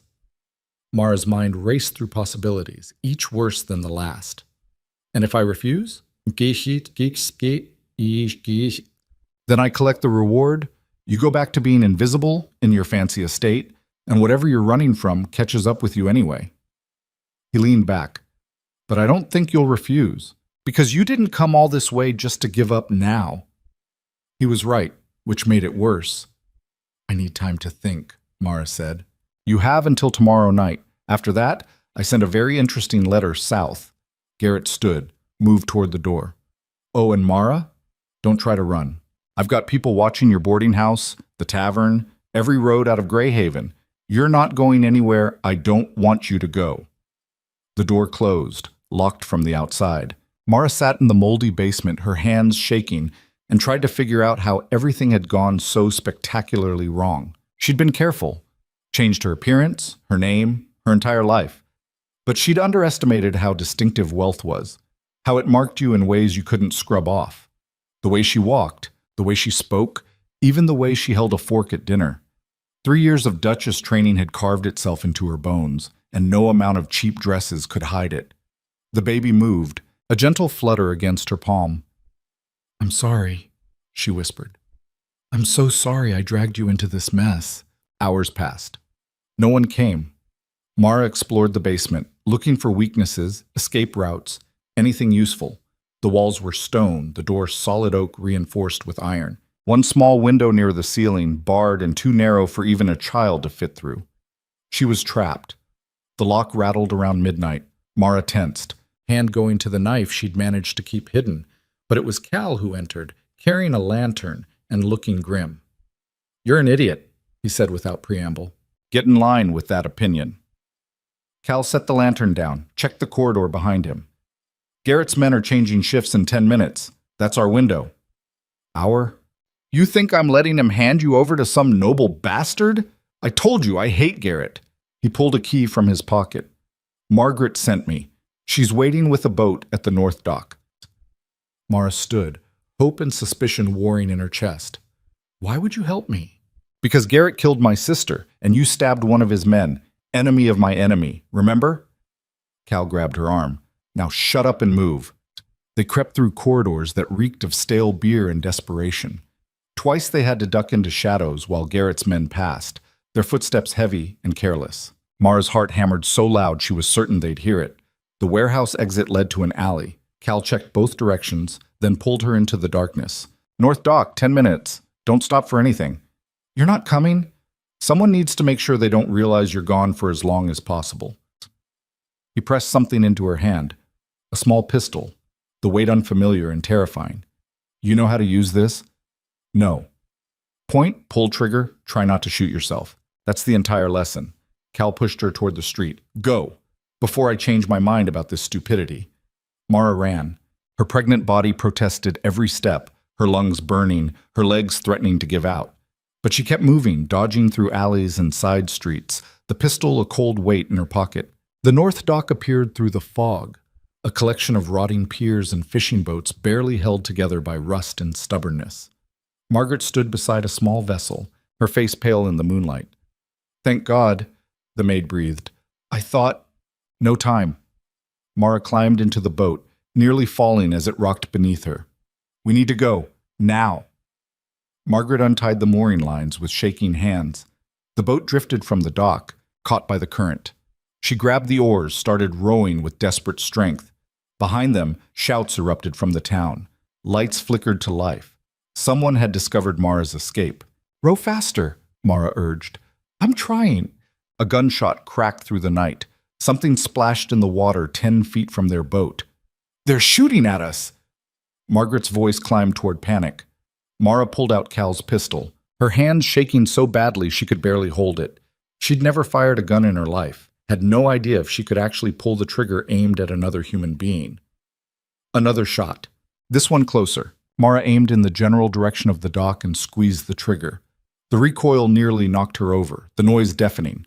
She had no idea if she'd hit anything, didn't want to know. Margaret rode like her life depended on it, which it did. They rounded a rocky outcropping, putting the town out of view. The shooting stopped, but Mara could still hear shouting, could imagine Garrett organizing a pursuit. "Where are we going?" she asked. "There's a fishing village about 5 miles up the coast. Cal said they hate Garrett, won't cooperate with him." Margaret's breathing was ragged. "After that, I don't know. I didn't exactly have time to plan." Mara looked back at Greyhaven, disappearing into the fog. 3 weeks of brutal work, of learning to survive, of thinking maybe, just maybe, she could build a life here. All destroyed because she hadn't hidden her past well enough. The rowing became rhythmic, almost meditative. Mara's hands found the second set of oars, and together they pulled through the dark water, putting distance between themselves and everything that had gone wrong. "I should have let you go," Mara said quietly. "Back at the estate. I should have told you to stay where it was safe, and I would have ignored you." Margaret's face was set with determination. "We're in this together, for better or worse. This is definitely worse. Could be better tomorrow." "You don't believe that?" "No," Margaret admitted, "but I'm trying to." Dawn found them beached on a rocky shore, both women too exhausted to row further. The fishing village Cal had mentioned was visible about a mile inland, a handful of buildings huddled against the wind. They hid the boat among rocks and kelp, covering it with driftwood. Not a perfect hiding spot, but it would have to do. The walk inland was agony. Mara's feet had blistered from wet shoes, her back screamed from rowing, and the nausea was back with a vengeance. She threw up twice behind rocks, bringing up nothing but bile. "You need rest," Margaret said. "I need to not get caught." The village was called Saltmere, according to a weathered sign. It was smaller than Greyhaven, poorer, the kind of place people ended up when they'd run out of other options. Perfect. An old woman was sweeping the steps of what looked like a general store. She studied them with eyes that had seen too much to be easily fooled. "You're the ones Garrett's looking for," she said flatly. Mara's hand went to the pistol. "We don't want trouble." "Then you came to the wrong place, girl. Trouble's all we got here." The woman set her broom aside. "But Garrett's trouble we don't particularly care for. Come inside before someone sees you." The store was cramped and cluttered, smelling of dried fish and desperation. The woman bolted the door behind them. "Name's Vera. I run this place, such as it is." She gestured to a back room. "You can hide there while I figure out what to do with you." "We have money," Mara said. "Not much, but keep your money. Anyone who pisses off Garrett is worth helping for free." Vera pulled aside a curtain, revealing a storage room barely bigger than a closet. "You'll be safe here for a day or two. After that, you'll need to move on. Garrett's reach doesn't extend this far officially, but he's got friends everywhere." They collapsed onto sacks of grain, too tired to care about comfort. They collapsed onto... Margaret fell asleep almost immediately, her breathing evening out into exhausted snores. But Mara lay awake, staring at the ceiling, her mind unable to stop calculating. They were out of money, out of options. Garrett knew who she was, which meant it was only a matter of time before Rowan knew where she was. And even if they ran again, where would they go? She was 4 months pregnant now, starting to show. Soon travel would become impossible. She'd thought leaving was the hard part. She'd been so stupidly wrong. Vera brought them food around midday. Bread, cheese, water. Not much, but more than they had any right to expect. "Word's spreading," she said quietly. "Garrett's put a bounty on you. 200 crowns for information, 500 for actual capture." Mara's stomach dropped. "That's a fortune in a place like this." "It is, which means you've got maybe a day before someone in Saltmere decides that money's worth more than principles." Vera sat on an overturned crate. "You want my advice? Stop running." "That's terrible advice." "Is it? You're pregnant, exhausted, running out of places to hide. Eventually someone's going to turn you in. Better to control the terms of that surrender than wait for it to happen on someone else's schedule." Margaret stirred, woke. "Are you seriously suggesting she go back to her husband?" "I'm suggesting she negotiate. Use what leverage she has before it's gone." "I have no leverage," Mara said bitterly. "Rowan holds all the cards. The title, the money, the legal rights to our child. You have the one thing he apparently wants badly enough to offer 5,000 crowns for. You, alive and willing to return." Vera stood. "I'm not saying go back to being a doormat. I'm saying use the fact that he's looking for you to negotiate better terms. He'll never agree to that. You won't know unless you try." After Vera left, Mara and Margaret sat in silence, the weight of impossible choices pressing down on them. "She might be right," Margaret said finally. "You can't be serious." "I'm serious about you surviving, about this baby surviving. We can't run forever, Mara. And if the choice is between surrendering on your terms or being dragged back in chains, I know which one I'd choose. I'd rather die." "No, you wouldn't." "You? Because you're not just thinking about yourself anymore." Margaret's hand moved to Mara's stomach. "This child needs a mother who's alive, who's there, even if that means going back to a situation you hate." The words hit like physical blows because they were true. Mara had been so focused on escaping, on being free, that she hadn't fully considered what freedom meant when you were responsible for another life. Her child couldn't eat principles, couldn't survive on stubborn independence. "I can't go back to being invisible," she whispered. "Then don't. Make him see you. Force the confrontation you've been avoiding. And if that doesn't work, then at least you'll know you tried." That night, Mara wrote a letter. She used paper Vera provided, her handwriting shaky from exhaustion and fear. The words came slowly, each one feeling like a confession of failure. Rowan, you're looking for me. I know because there's a bounty on my head, and apparently I'm worth 5,000 crowns to you. I need to understand why. If this is about appearances, about maintaining the facade of a happy marriage for political purposes, then save your money. I'll never cooperate with that performance again. But if there's any part of you that actually wants me back, that regrets how things ended, then I'm willing to talk. Not as your duchess, not as your property. As a person you hurt who needs to know if you're capable of change. I'm 4 months pregnant. I'm exhausted. I'm running out of places to hide. And I'm terrified that our child will inherit a father who sees people as chess pieces instead of human beings. If you want me to come back, you need to convince me it won't destroy what's left of who I am. Meet me in Saltmere, alone. No guards, no political games, no performing for an audience. Just you and me, finally having the conversation we should have had 3 years ago. If you don't come, I'll know my answer, and you'll never find me again. E. She sealed the letter before she could change her mind, handed it to Vera to send south through whatever networks kept these coastal villages connected. You sure about this? Vera asked. No, but I'm out of good options. The wait was excruciating. 2 days passed with no response.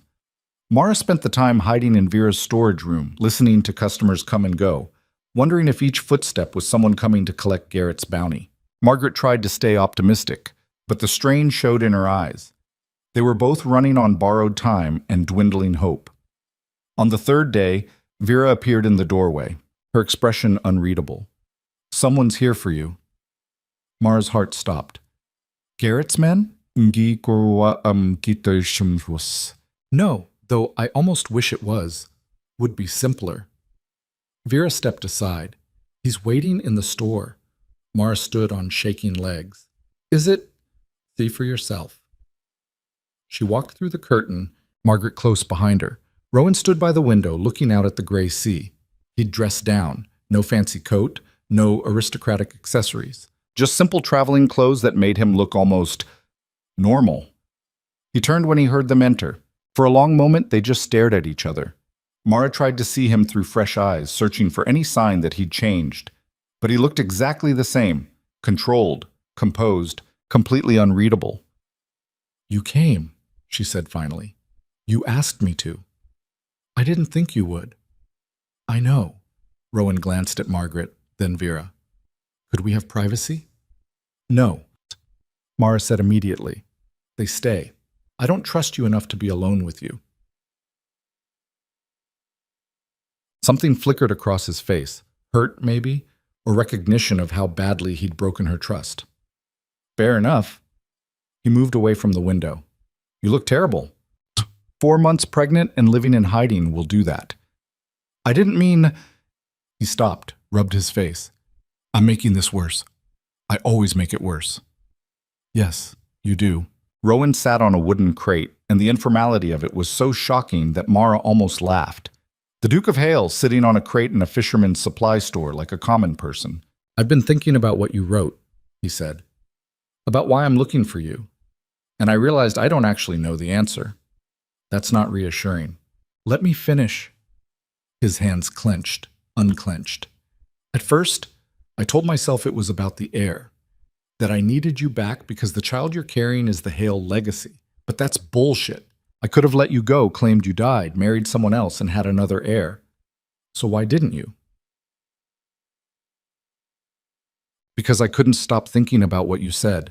That last night, in your chambers, about me running from something I couldn't name. He met her eyes, and for the first time in their entire marriage, he looked genuinely vulnerable. You were right. I've been running my whole life. From expectations, from emotion, from anything that felt too real to control. And you're telling me this because? Because losing you made me realize what I was running from. I was terrified of you, Ilara.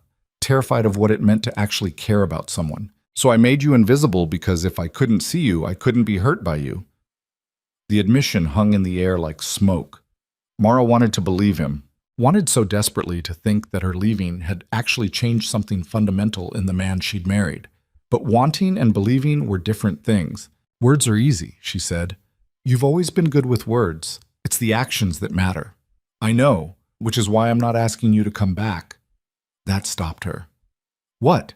Well, I'm not asking you to return to the estate, to resume being the Duchess, to go back to how things were. Because you're right, that would destroy you. Rowan leaned forward, but I'm asking if there's any possibility of building something new. Not a performance, not a political arrangement, something real. How? I don't know. I've never done real before. His laugh was bitter. But I'm willing to try if you are. Margaret made a soft noise that might have been encouragement or warning. Vera remained silent, watching like this was theater. Mara studied Rowan's face, looking for deception, for calculation, for any sign that this was another manipulation. But all she saw was exhaustion that matched her own. I need guarantees, she said finally. Name them. Our child, boy or girl, inherits everything, not as a compromise or a progressive gesture, as an absolute guarantee. Done. I want legal control over my own finances, not a generous allowance, actual control. I'll have the documents drawn up, and I want the right to leave. If things go back to how they were, if you make me invisible again, I walk away with our child and enough money to survive. Legally binding. Rowan hesitated on that one. That's asking me to give up all leverage. That's asking you to prove you actually want me for more than political convenience. He was quiet for a long moment. My advisors will lose their minds over this. I don't care about your advisors. Neither do I, apparently. Rowan stood. All right, all of it, but I have a condition too. Of course you do, and give me 6 months. Not as the Duchess in the estate. Somewhere neutral. Let me prove that I can be different, that we can be different. And if after 6 months you still want to leave, I won't stop you. Where? Here, or somewhere like here. Somewhere I can't hide behind titles and you can't hide behind walls. He gestured at the village outside. Make me earn you back on equal ground. It was insane. A duke living like a commoner, trying to rebuild a marriage that had never existed in the first place. Every practical part of Mara's brain screamed that this was a terrible idea. But the part of her that had survived 4 months of hell, that had learned to throw boiling water and stab men and row through gunfire, that part whispered that maybe terrible ideas were the only ones worth trying. 6 months, she said, but you live like I've been living. No special treatment, no using your title to make things easier. You work, you struggle, you actually see what survival looks like. Agreed. And if you try to control me, manipulate me, or make me disappear again, I will burn your entire legacy to the ground. I'll tell every newspaper in the kingdom exactly what kind of man you are. Understood. Mara turned to Margaret. What do you think? The maid's expression was complicated. Hope mixed with deep skepticism. I think you should get everything in writing before you agree to anything. Smart woman, Vera said. I've got paper and witnesses. They spent the next 3 hours hammering out details that would make a lawyer weep. Rowan wrote everything in his own hand, the inheritance terms, the financial independence, the escape clause. Vera and 2 other villagers she trusted signed as witnesses. When it was done, Mara had a document that gave her more power than any duchess in history had ever held. It would be meaningless if Rowan decided to break it. His political connections could tie her up in courts for years, but the fact that he'd signed it all meant something. Maybe. Where do we start? Rowan asked as the witnesses left. You start, Mara said, by finding work. Vera, does anyone insult me or need labor? The old woman's smile was wicked. Oh, I know just the person. Rowan ended up working on a fishing boat. The captain, a weathered man called Torsten, who'd lost most of his teeth to scurvy, looked the former duke up and down with undisguised skepticism. You ever hauled nets before? No. Gutted fish? No. Been on a boat in rough water? Does a pleasure yacht count? Torsten spat over the side of the dock. You'll do. Pay is 2 crowns a day and you eat what you catch. Work starts at 4 in the morning, ends when the hold is full. You complain, you're done. You slack, you're done. You get seasick over my deck without cleaning it up, you're done. Understood. Mara watched from the shore as Rowan climbed aboard the vessel that would be his prison for the next 6 months. He looked back once, caught her eye. She didn't wave. That night, Vera set them up in a small cottage on the edge of Saltmere. 1 room, barely furnished, but private. Mara and Margaret took the bed. Rowan would sleep on the floor when he returned from his first day of fishing. If he returned. Part of Mara half expected him to run back to civilization the moment things got hard. But he came back, stumbled through the door at 8 that evening, soaked to the bone, reeking of fish and seawater, his hands torn and bleeding from rope work. "How was your first day?" Mara asked from the bed. Rowan collapsed on the floor without bothering to remove his wet clothes. "Torsten is a sadist. Welcome to working for a living. I threw up 6 times. He made me clean it every time."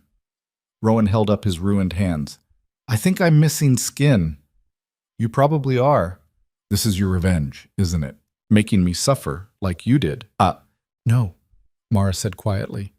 "This is me showing you what it costs to survive without privilege. If you can't handle 3 months of this, you'll never understand what I went through." Rowan was quiet for a long moment. "You're right. I know." He struggled to sit up, wincing. "Is there food?" "Bread and cheese. Vera left it." "That sounds like heaven right now." And Margaret brought him the food and watched with barely concealed satisfaction as the Duke of Heir ate stale bread like it was a feast. "You could run," Mara said.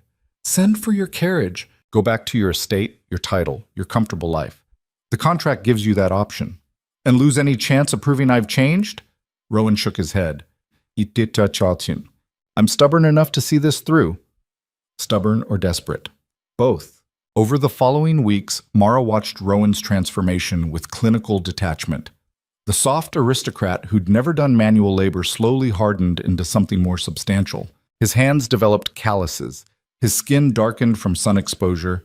His body learned the rhythm of physical exhaustion. Torsten, despite his initial skepticism, grudgingly admitted that Rowan was becoming competent. "He's slow," the captain told Mara when she came to the docks one morning, "but he don't quit. I respect that." But competence at fishing didn't translate to emotional availability. Rowan and Mara circled each other like wary animals, sharing space but little else. Their conversations were stilted, practical. He'd ask how she was feeling. She'd give one-word answers. She'd ask about his work. He'd describe it in exhausting detail, like proving how hard he was working would somehow fix everything. It was Margaret who finally snapped. "This is ridiculous," she said one night after Rowan had fallen asleep on the floor, too tired to even eat dinner. "You're both trying so hard to prove points that you've forgotten why you're here." "I'm here because I don't have better options," Mara said. "Liar. You're here because some part of you wants this to work. That part is very stupid." "Probably, but it exists." Margaret knelt beside Mara. "He's trying. Clumsily, desperately, like a man who's never tried before. But he's trying, and you're punishing him for every day he didn't try in the past. He deserves to be punished." "Maybe. But do you deserve to stay angry forever?" The question haunted Mara for days. She was angry, furious at Rowan for 3 years of invisibility, for the affairs, for questioning their child's paternity.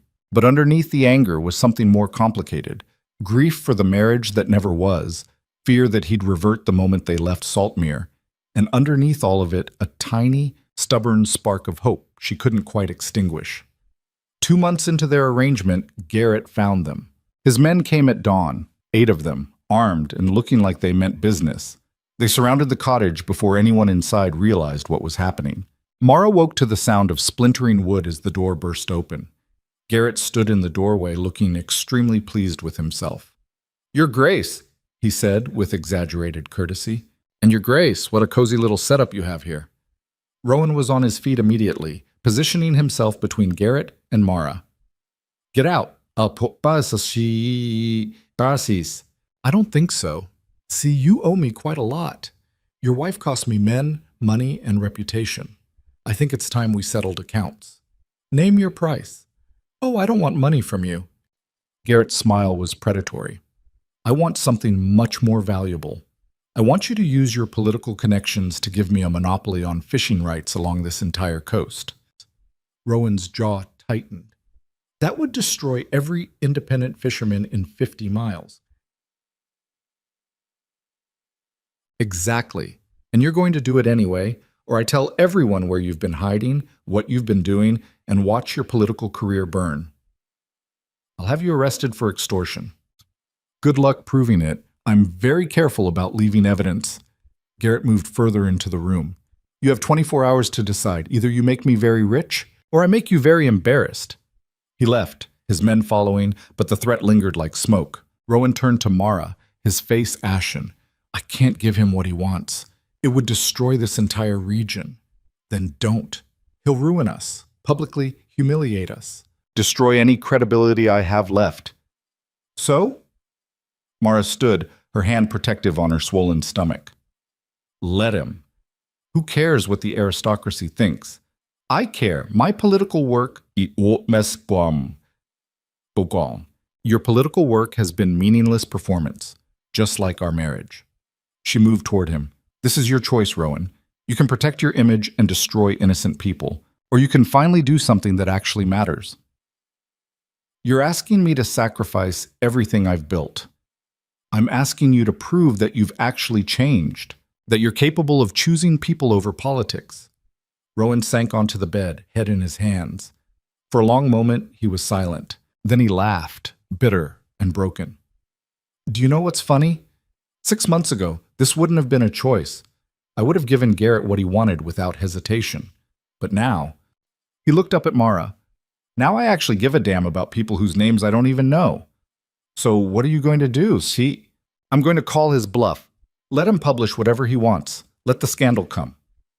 Rowan stood. And then I'm going to use every political connection I have to make sure he never operates in this region again. Mara felt something shift in her chest. Not forgiveness, not yet, but recognition. This was the man she had hoped existed beneath all the performance. That will destroy your reputation, she said. Probably, but at least I'll deserve my reputation for once. The scandal broke 3 days later. Newspapers across the kingdom ran variations of the same story. The Duke of Heir, living in squalor on the northern coast, working as a common fisherman while his pregnant wife hid from society. The mockery was vicious, the political cartoons devastating. Rowan's allies abandoned him, his enemies celebrated.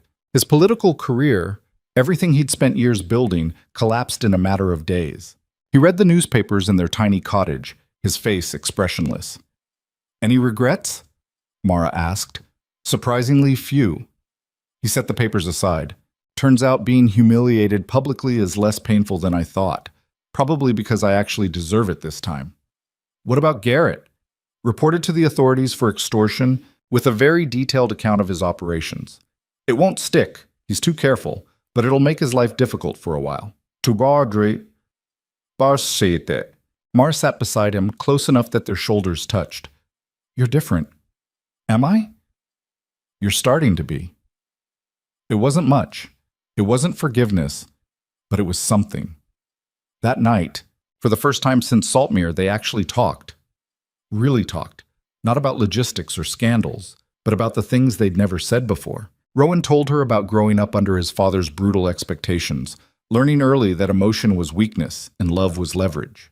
About watching his mother become invisible in her own marriage and swearing he'd never care about anyone enough to make them matter.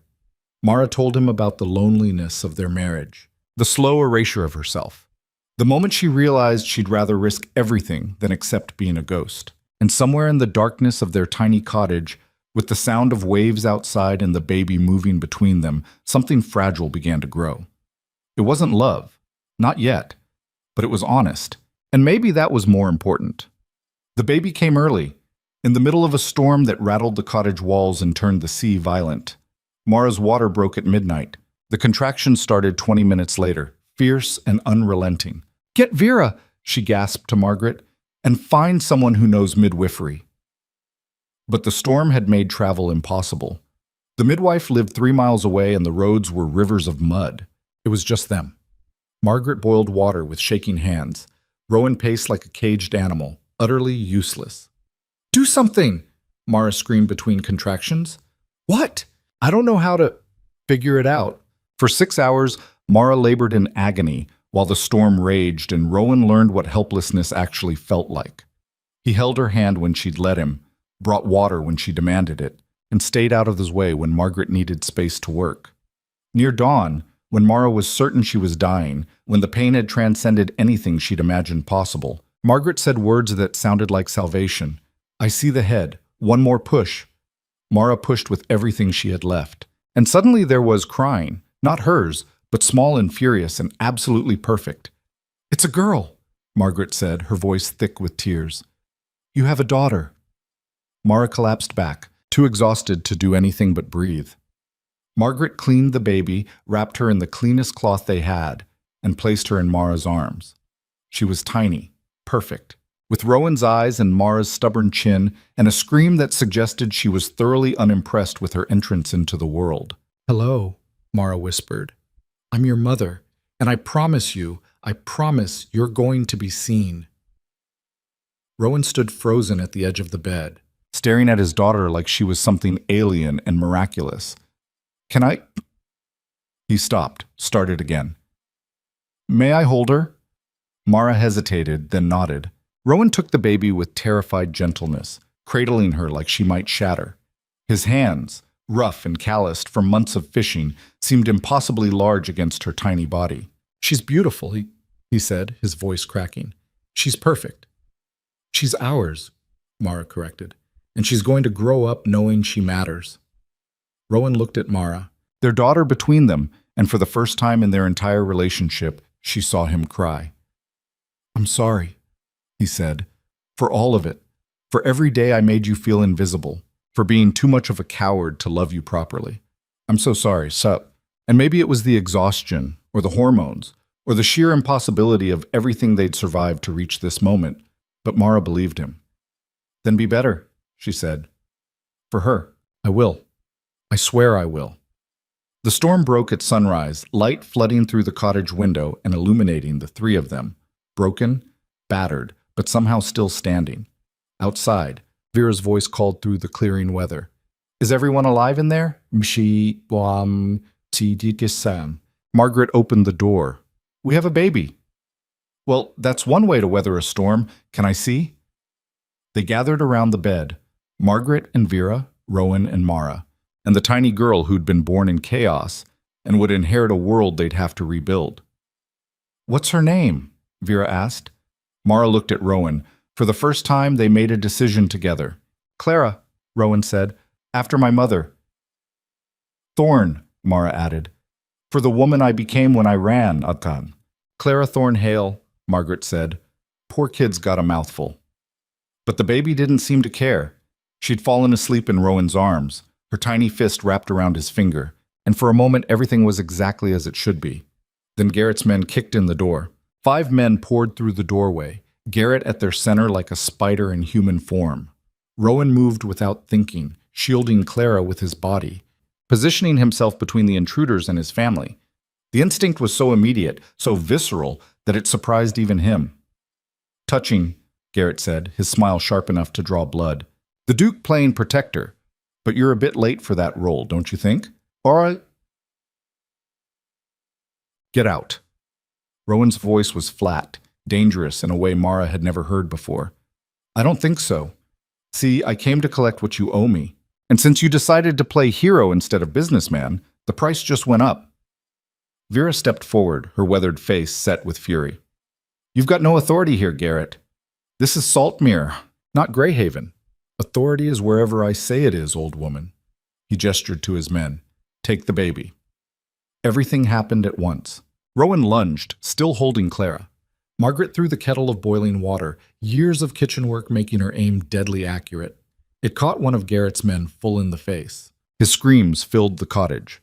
Mara grabbed the nearest weapon, a fire poker, and swung it at another man's knee. The crack was audible even over the chaos. But there were too many of them. One of the men wrenched Clara from Rowan's arms. The baby's screams cut through everything else, pure, terrified, furious. Mara's vision went red. She didn't remember crossing the room, didn't remember driving the poker into the man's shoulder with enough force to shatter bone. All she knew was that one moment Clara was being stolen, and the next the man was on the ground howling, and her daughter was back in her arms. Enough! Garrett's roar cut through the violence. He had a pistol now, aimed directly at Rowan's chest. Everyone stops moving, or the Duke dies. And before you get heroic ideas, widow. I know you don't actually care if he lives, but imagine explaining to your daughter why her father's brains are decorating the wall. The room froze. Garrett's smile returned, colder now. That's better. Here's what's going to happen. You're all coming with me. The Duke and Duchess will be my guests until certain arrangements are made. The baby stays here with the old woman. Insurance that you'll cooperate. No. Mara's voice was steel wrapped in rage. You don't touch my daughter. Then come quietly and she stays safe. Fight me, and I'll make sure she grows up knowing her parents died because they were too stubborn to negotiate. Mara looked at Rowan, saw her own desperation reflected in his eyes. They'd survived everything. The escape, the poverty, the scandal, the literal storm, only to be cornered in the moment they'd finally started becoming a family. There's another option, Vera said quietly. Garrett turned to her. And what's that, old woman? The village. Vera moved to the window, pulled aside the curtain. You've been so focused on breaking down this door that you didn't notice them gathering. Outside, the entirety of Saltmere had assembled, fishermen with gaffs and knives, women with clubs and determination, even children holding rocks, their young faces set with the kind of anger that came from watching outsiders threaten their own. Torsten stood at the front, holding a harpoon like he knew exactly how to use it. See, here's the thing about Saltmere, Vera continued, her voice carrying a dangerous edge. We don't have much. No wealth, no status, no protection from men like you, but we have each other. And you just threatened one of ours. Garrett's confidence flickered. They won't attack. I'll kill the Duke before they reach the door. Will you? Torsten's voice boomed from outside. Before my harpoon goes through your skull? I've killed sharks bigger and meaner than you, boy. Don't test me. The standoff stretched, tension thick enough to choke on. Then Rowan did something completely unexpected. He laughed. Not a nervous laugh, not a desperate one, but genuine amusement that seemed utterly inappropriate for the situation. What's funny? Garrett demanded, the pistol wavering slightly. You, Rowan said. Me. This entire absurd situation. He looked at Mara, and his eyes were clearer than she'd ever seen them. I spent 3 years treating people like chess pieces, thinking I could control outcomes through manipulation and strategy. And here I am, saved by people I met 2 months ago who have every reason to let me die. Your point? Garrett's finger tightened on the trigger. My point is that you've already lost. You came here thinking you had leverage, that I still cared about reputation and political power enough to give you what you want. But I don't. That person died somewhere between gutting fish and delivering my daughter in a storm. So shoot me if you want. These people will still tear you apart. Bescheid? Mara saw it then, the moment Garrett's certainty crumbled. He'd built his entire strategy on the assumption that Rowan was still the man he'd been, the Duke who valued appearance over substance, who'd sacrifice anything to maintain his carefully constructed image. But that Duke was gone. You're bluffing, Garrett said, but his voice lacked conviction. Try me. The pistol swung toward Mara instead. Then I'll shoot her. Do it. Mara's voice was ice. And you'll never leave this cottage alive. That baby you wanted to use as leverage, she's asleep in my arms right now. The moment I drop, every person outside comes through that door. You might kill 1 or 2, but the rest will gut you where you stand. Clara chose that moment to wake, her cries filling the cottage, chose that moment to... It was such a normal sound, a baby wanting to be fed, uncomfortable, needing her mother, that it cut through the violence like light through darkness.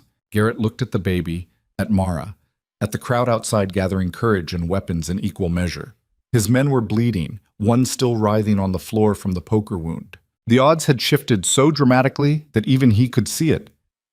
This isn't over, he said. Yes, Rowan replied quietly. It is. You just haven't accepted it yet. Garrett backed toward the door, his men stumbling after him. The crowd parted just enough to let them through, then closed again like water, surrounding the cottage in a protective wall of bodies. The moment they were gone, Mara's legs gave out. Margaret caught her, guided her to the bed. Clara was still crying, hungry and oblivious to how close they'd all come to disaster. That was the stupidest thing you've ever done, Mara told Rowan, her hands shaking so badly she could barely hold the baby. Which part? There were several stupid things. Calling his bluff. He could have killed you. He could have, but I meant what I said. I'm done living in fear of what people like him can take from me. Rowan sat beside her, careful not to crowd her space. I'd rather die defending something real than live protecting something hollow. That's very noble and very stupid. I'm learning from the best. Outside, Torsten was organizing watches, making sure Garrett actually left Saltmere and didn't circle back for revenge. The injured men had been dragged away by their friends, leaving blood stains on the cottage floor that Margaret was already scrubbing out with vicious efficiency. Vera appeared in the doorway, her expression softer than Mara had ever seen it. "The village wants to know if you're all right," she said. "We're alive," Mara replied. "That counts as all right. They also want to know if you're staying." The question hung in the air, heavy with implications. Mara looked around the tiny cottage, barely more than a shack, cramped and cold and smelling of fish. Nothing like the estate she'd fled.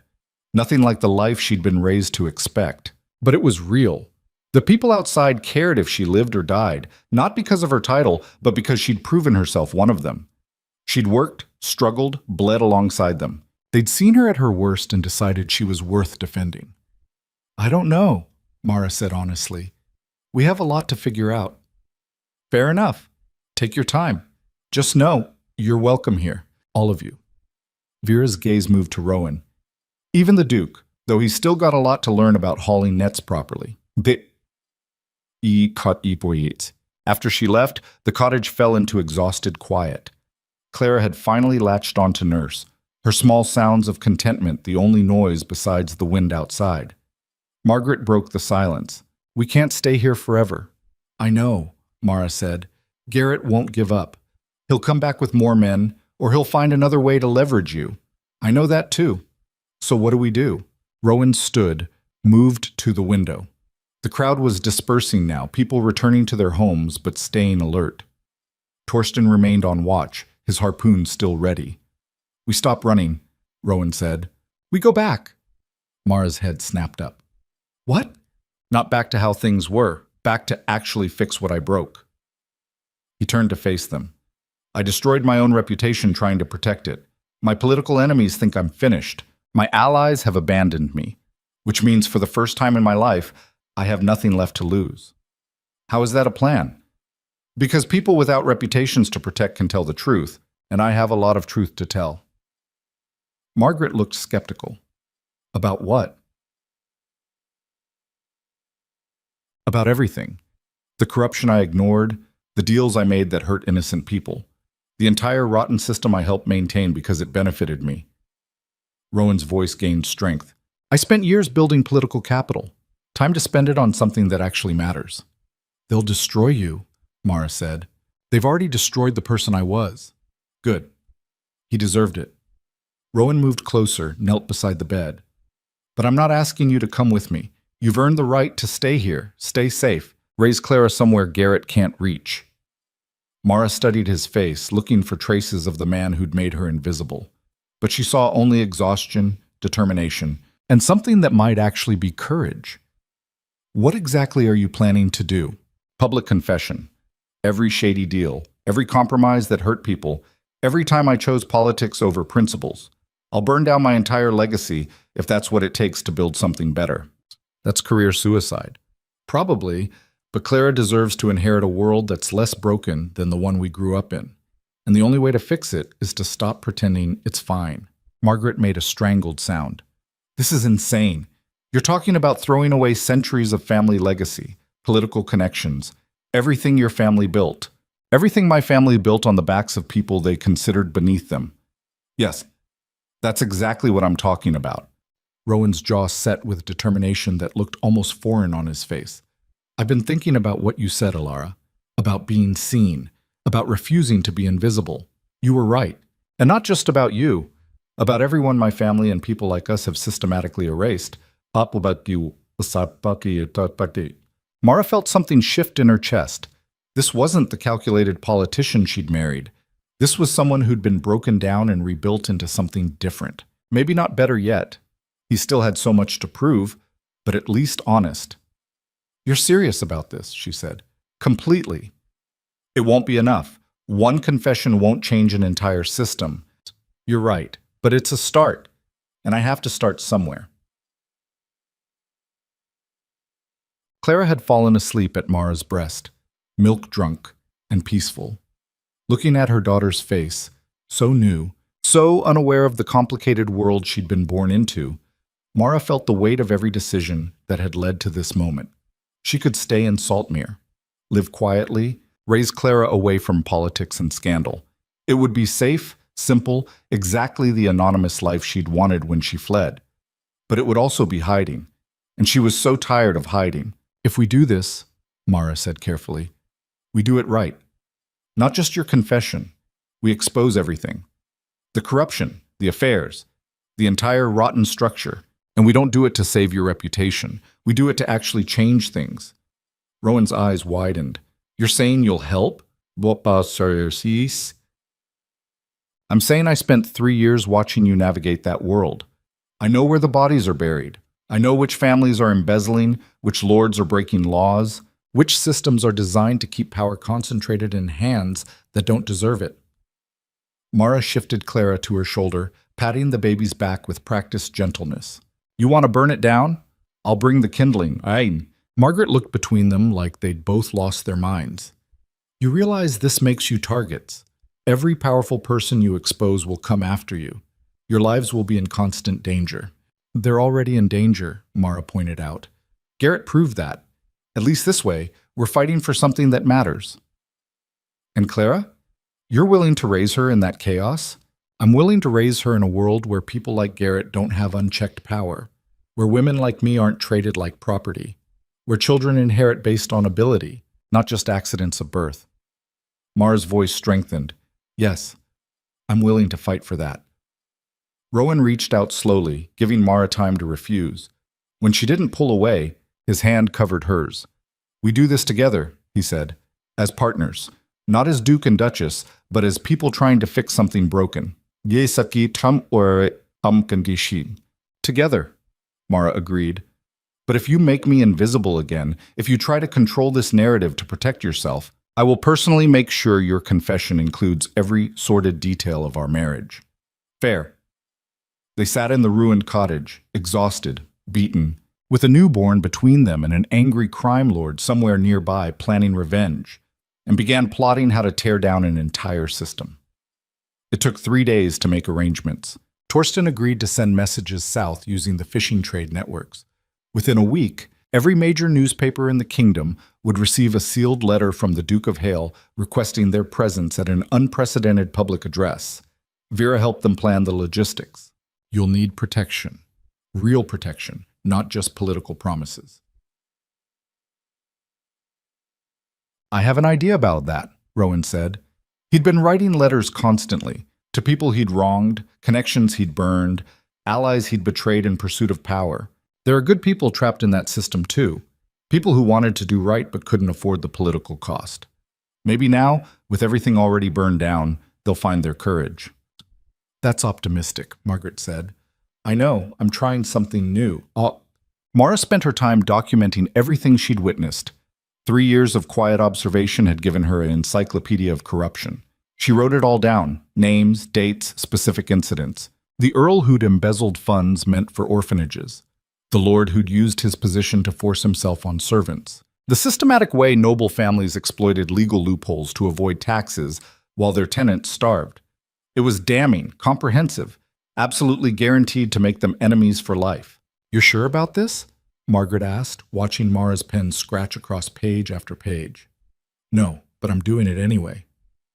Claire was growing stronger each day, her cries more demanding, her grip surprisingly fierce.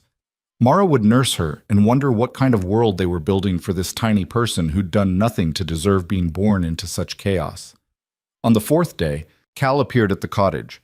He looked worse for wear, bruised, limping slightly, but alive. Garrett's men caught up with me, he said without preamble. They wanted to know where you'd gone. I told them I had no idea. They didn't believe me. Cal, I'm so sorry, Mara started. Don't be. I knew the risks when I helped you escape Greyhaven. He sank into a chair, wincing. But there's something you should know. Garrett's not working alone anymore. He's made deals with some of your husband's political enemies. They're funding him, giving him information. They want you both discredited before you can make any public statements. Rowan's expression darkened. Who?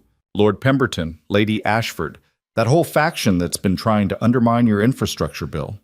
Cal accepted water from Margaret gratefully.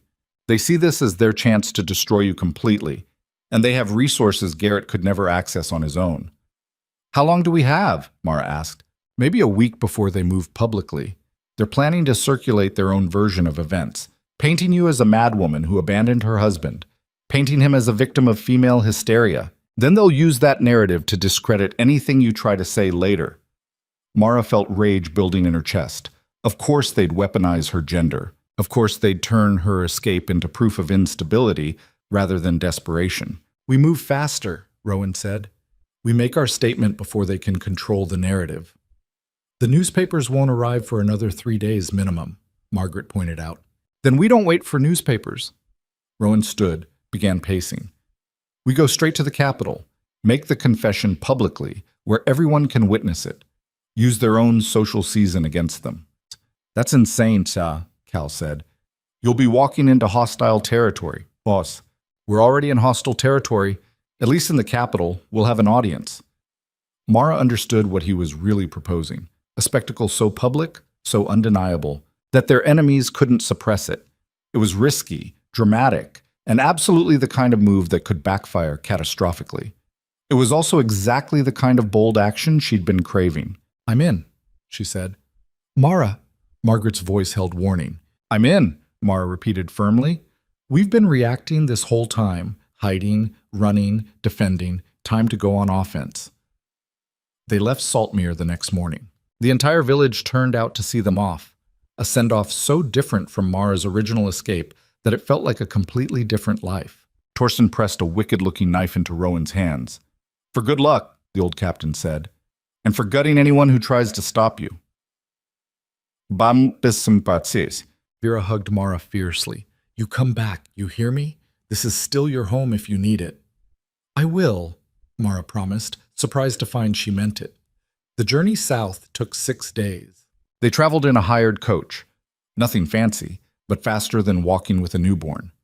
Clara was remarkably good during travel, sleeping most of the time or nursing contentedly while the landscape rolled past. Rowan spent the journey refining his confession, writing and rewriting until the words were perfect. Mara read each draft, offering brutal honesty about what would land and what sounded like political maneuvering. This part, she said, pointing to a paragraph about economic reform, sounds like you're making excuses. Own what you did wrong without immediately pivoting to solutions. But the solutions mattered. They do. But first, you have to make people believe you actually regret the harm. Solutions come after accountability. He rewrote it. Margaret kept watch. He rewrote it. Margaret, her eyes constantly scanning for potential threats. Cal had chosen to stay in Saltmere, saying someone needed to keep an eye on Garrett's movements. But he'd given them names of people in the capital who might help. A network of servants and working-class folks who had no love for the nobility. 3 days from the capital, they passed through a town where newspapers were already circulating. The headlines were exactly as Cal had warned. Duchess's madness, the tragic fall of Lady Hale, Duke's heartbreak, a husband's desperate search. The articles painted Mara as unstable, possibly dangerous, certainly not to be trusted. They're moving faster than we thought, Margaret said, reading over Mara's shoulder. Doesn't matter. By the time we're done, no one will believe their version. Mara crumpled the newspaper. Though I'll admit, being called mad is exactly what I expected. Does it bother you? Rowan asked. Honestly? No. I spent 3 years being invisible. Being called mad at least means they're acknowledging I exist. The capital appeared on the horizon like a collection of spires and smoke, wealth and poverty crammed together in organized chaos. Mara hadn't seen it since her wedding 3 years ago, a lifetime ago, when she'd been a different person entirely. Now, returning with a newborn daughter and a plan to burn down the social structure that had nearly destroyed her, it looked almost beautiful. They arrived during the height of the social season. Perfect timing. Every person who mattered would be in the city, attending balls and gatherings, performing their own elaborate dances of power and influence. Rowan had sent word ahead to one person he still trusted, Lord Thatcher, an older politician who'd been pushing for reform for decades with little success. The man met them at a modest townhouse on the edge of the aristocratic district. "You look terrible," Thatcher said by way of greeting. "I feel terrible," Rowan replied, "but I have work to do." Thatcher studied them, the former duke in fisherman's clothes, the runaway duchess holding a baby, the maid who looked ready to fight anyone who came close. "This is either the bravest thing I've ever witnessed," he said slowly, "or the stupidest. I haven't decided which." "Can it be both?" Mara asked. "Usually is." Thatcher stepped aside, letting them enter. "I've arranged what you asked for. The Grand Assembly Hall, tomorrow evening. Every major lord and lady will be there for the season's opening gala. You'll have your audience." "And security?" Margaret asked. "What I could manage. But understand, once you walk into that hall, you're completely exposed. Pemberton's faction will try to stop you. Violently, if necessary." "Then we'll have to be faster than they are," Rowan said. That night, Mara barely slept. Clara nursed every few hours, and between feedings, Mara lay awake rehearsing everything that could go wrong. They could be arrested before making their statement, shouted down as lunatics, physically attacked. Their confession could be dismissed as the ravings of a disgraced couple desperate for attention. But they could also change everything. Around 3 in the morning, Rowan appeared in the doorway of her room. "Can't sleep either?" he asked. "Clara's hungry every 2 hours. Sleep is a distant memory." He sat in the chair beside the bed, careful to keep his distance. They'd been better since Saltmere. More honest, less adversarial, but the wounds of their marriage were still raw. "I want you to know," Rowan said quietly, "that whatever happens tomorrow, I'm grateful for the chance to try to fix this. For you not giving up on me completely. For Clara. Don't get sentimental on me now. I need you angry tomorrow. Determined." "I can be both." Mara looked at him in the darkness, this man who'd destroyed her and was now trying to help rebuild what they'd both lost. "Are you scared?" she asked. "Terrified, but also relieved, like I've been holding my breath for 3 years and can finally exhale. That's dramatic. I'm trying to be honest, it's new for me." Despite everything, Mara smiled. "Yeah, I've noticed." The Grand Assembly Hall was exactly as Mara remembered, opulent to the point of obscenity, dripping with gold leaf and crystal chandeliers. The cream of society was already gathering for the gala, dressed in their finest, performing the same tired rituals of wealth and power. They looked at Rowan and Mara's entrance like they'd seen ghosts, which, in a way, they had. Pemberton was there, his face cycling through shock to fury in seconds. Lady Ashford looked like she'd swallowed something poisonous. Other lords and ladies whispered behind fans and champagne glasses, their gossip spreading like wildfire. Rowan walked straight to the center of the hall, Mara beside him, Clara in her arms. "I have a confession to make," Rowan said, his voice cutting through the whispers. The room fell silent. "For 3 years, I have been a coward and a liar. I married a remarkable woman and made her invisible because I was too afraid to actually see her. I conducted affairs because emotional connection terrified me. I used my political position to benefit myself and people like me, while ignoring the suffering we caused." Gasps rippled through the crowd. Pemberton was pushing forward, clearly trying to stop this before it gained momentum, but Rowan kept talking. "I have evidence of corruption throughout our system. Lords who embezzle from charity funds. Ladies who use their positions to destroy servants who refuse their advances. An entire network of power designed to protect the wealthy while exploiting everyone else. And I am complicit in all of it." "This is madness," Pemberton shouted. "The man is clearly unwell." "But, monsieur..."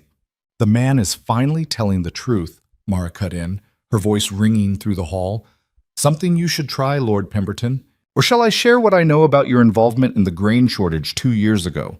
The one that killed hundreds while you profited?" Pemberton went pale. Mara turned to address the crowd. "I am Duchess Alara Vance of Hale. I ran from my marriage because I was treated as property rather than a person. I gave birth to my daughter in a fishing village during a storm because it was safer than staying in a house where I was invisible. And I am done being quiet about what I've witnessed." She began listing names, dates, specific acts of corruption. With each revelation, another aristocrat's face went white. Some tried to protest, Others fled, but more stayed, transfixed by the spectacle of their own dirty laundry being aired so publicly. Thatcher had positioned guards at the exits, not to keep people in, but to keep Pemberton's hired muscle out. The confession continued, both Rowan and Mara trading revelations like they were dismantling a building brick by brick. 30 minutes in, something shifted. A young countess stepped forward. "Lord Hale is right. My husband has been embezzling from veteran funds for 5 years. I have proof." Then another voice. "Lady Ashford threatened my sister when she tried to report assault. I have witnesses." One by one, people began speaking up. Not everyone. Many of the most corrupt simply fled, but enough stayed to create a chorus of truth that couldn't be silenced or spun. The system was being exposed, not by one dramatic confession, but by dozens of small ones building into something undeniable. Pemberton made one last attempt to regain control, standing on a chair and shouting about propriety and order. But his voice was drowned out by others demanding actual accountability. When it finally ended hours later, the Grand Assembly Hall was divided. Some had fled in fury. Others remained shell-shocked, but considering what came next. A few, like Thatcher, looked almost hopeful. "That," Thatcher said, approaching Rowan and Mara, "was the most magnificent political suicide I've ever witnessed." "But did it work?" Rowan asked. "Too soon to tell. You've made powerful enemies, but you've also inspired people who've been waiting for someone to finally say what everyone knew but wouldn't admit." He smiled. "Give it time." Outside, the night air was cool against Mara's flushed face. Clara had slept through the entire thing, somehow peaceful amid the chaos. "We did it," Margaret said, her voice shaky with adrenaline. "We started it," Mara corrected. "This is just the beginning, Oz." Rowan looked at her and his expression was complicated, exhausted, relieved, terrified, but also something approaching pride. "Whatever comes next," he said, "we face it together?" Mara thought about everything they'd survived. The escape, the poverty, the violence, the storm, the slow, painful process of becoming people who could actually see each other. "Together," and she agreed, "but on my terms. I wouldn't have it any other way." As they walked back to Thatcher's townhouse through streets that were already buzzing with news of the confession, Mara felt something she hadn't felt in years. Hope. Not the naive hope of a young bride thinking love would conquer all, but the hard-earned hope of someone who'd survived the worst and come out stronger. The fight wasn't over.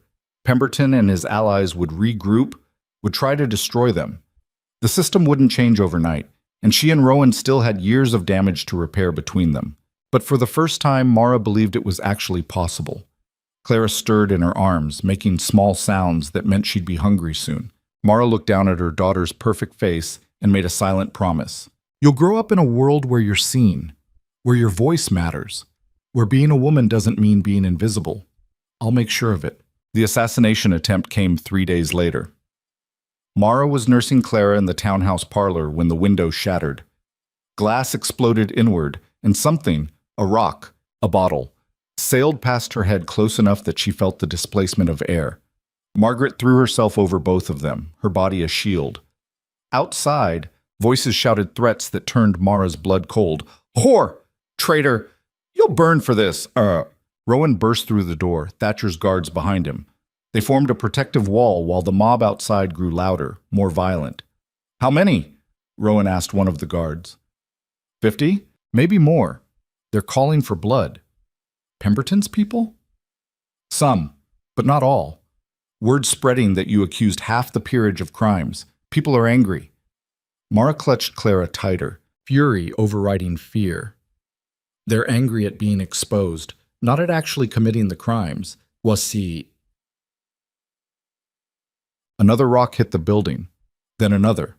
The guards drew weapons, but they were vastly outnumbered. "We need to evacuate," Thatcher said, appearing at the doorway. "I have a carriage waiting at the back entrance. Get them out now before this turns into a slaughter." But Mara was done running.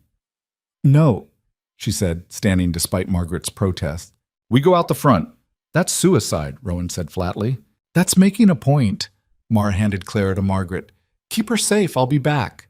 "Mara, I didn't survive everything I survived to hide from an angry mob. Either they kill me or they don't. But I'm not giving them the satisfaction of seeing me afraid." She walked toward the front door before anyone could stop her. Rowan cursed and followed, matching her stride. "You're insane," he said. "I know. Try to keep up. That's it." The guards tried to block them, but Thatcher waved them aside. "Let them go. Sometimes courage looks like stupidity until it works." Mara opened the front door and stepped into the street. The mob fell silent, shocked by her audacity. 50 people, maybe more, holding torches and makeshift weapons, their faces twisted with righteous anger. At the front stood several lords and ladies she recognized, their expensive clothes at odds with the violence they were inciting. "You wanted to talk to me?"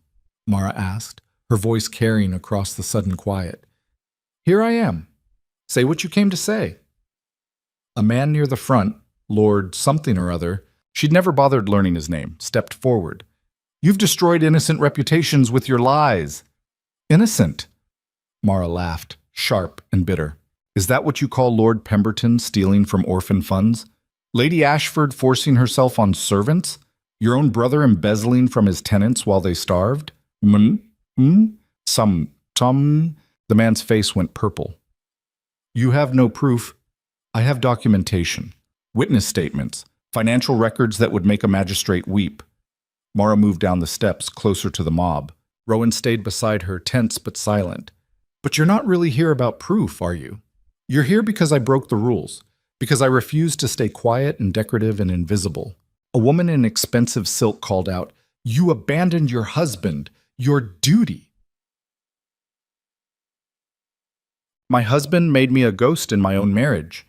I reclaimed my life. That's not abandonment, that's survival." Mara's voice strengthened. "How many of you have wanted to escape but couldn't? How many of you know the system is broken but stay silent because speaking up costs too much?" Silence. But it was a different quality now, uncertain rather than hostile. "I'm not asking you to like me," Mara continued. "I'm asking you to open your eyes. Look at what we've built. A society where wealth excuses crimes, where women are property, where children inherit power they haven't earned and use it to hurt people with no recourse." "So you'd destroy everything?" someone shouted. "I'd rebuild it into something better, something where Clara, my daughter, doesn't have to choose between being seen and being safe." Rowan stepped forward then, and his voice was steady. "I spent 3 years maintaining this system because it benefited me. I ignored corruption, participated in it, profited from it. And then my wife, who is braver than I'll ever be, showed me what that cost. Not in political capital, but in human lives." "Pretty words from a disgraced duke," a lord sneered. "I am disgraced. I earned that disgrace through my actions. But I'm trying to earn something else now, actual integrity. Not the performance of it, but the reality." The mob was fracturing. Mara could see it. Some remained angry, committed to violence, but others were listening, considering, their certainty wavering. Then a voice cut through the crowd, female, young, furious. "They're telling the truth." A girl pushed forward, maybe 17, dressed in servant's clothes. Her face was tear-stained but determined. "Lady Ashford assaulted me 6 months ago," she said, her voice shaking. "Threatened to destroy my family if I told anyone. I've been silent because I was scared.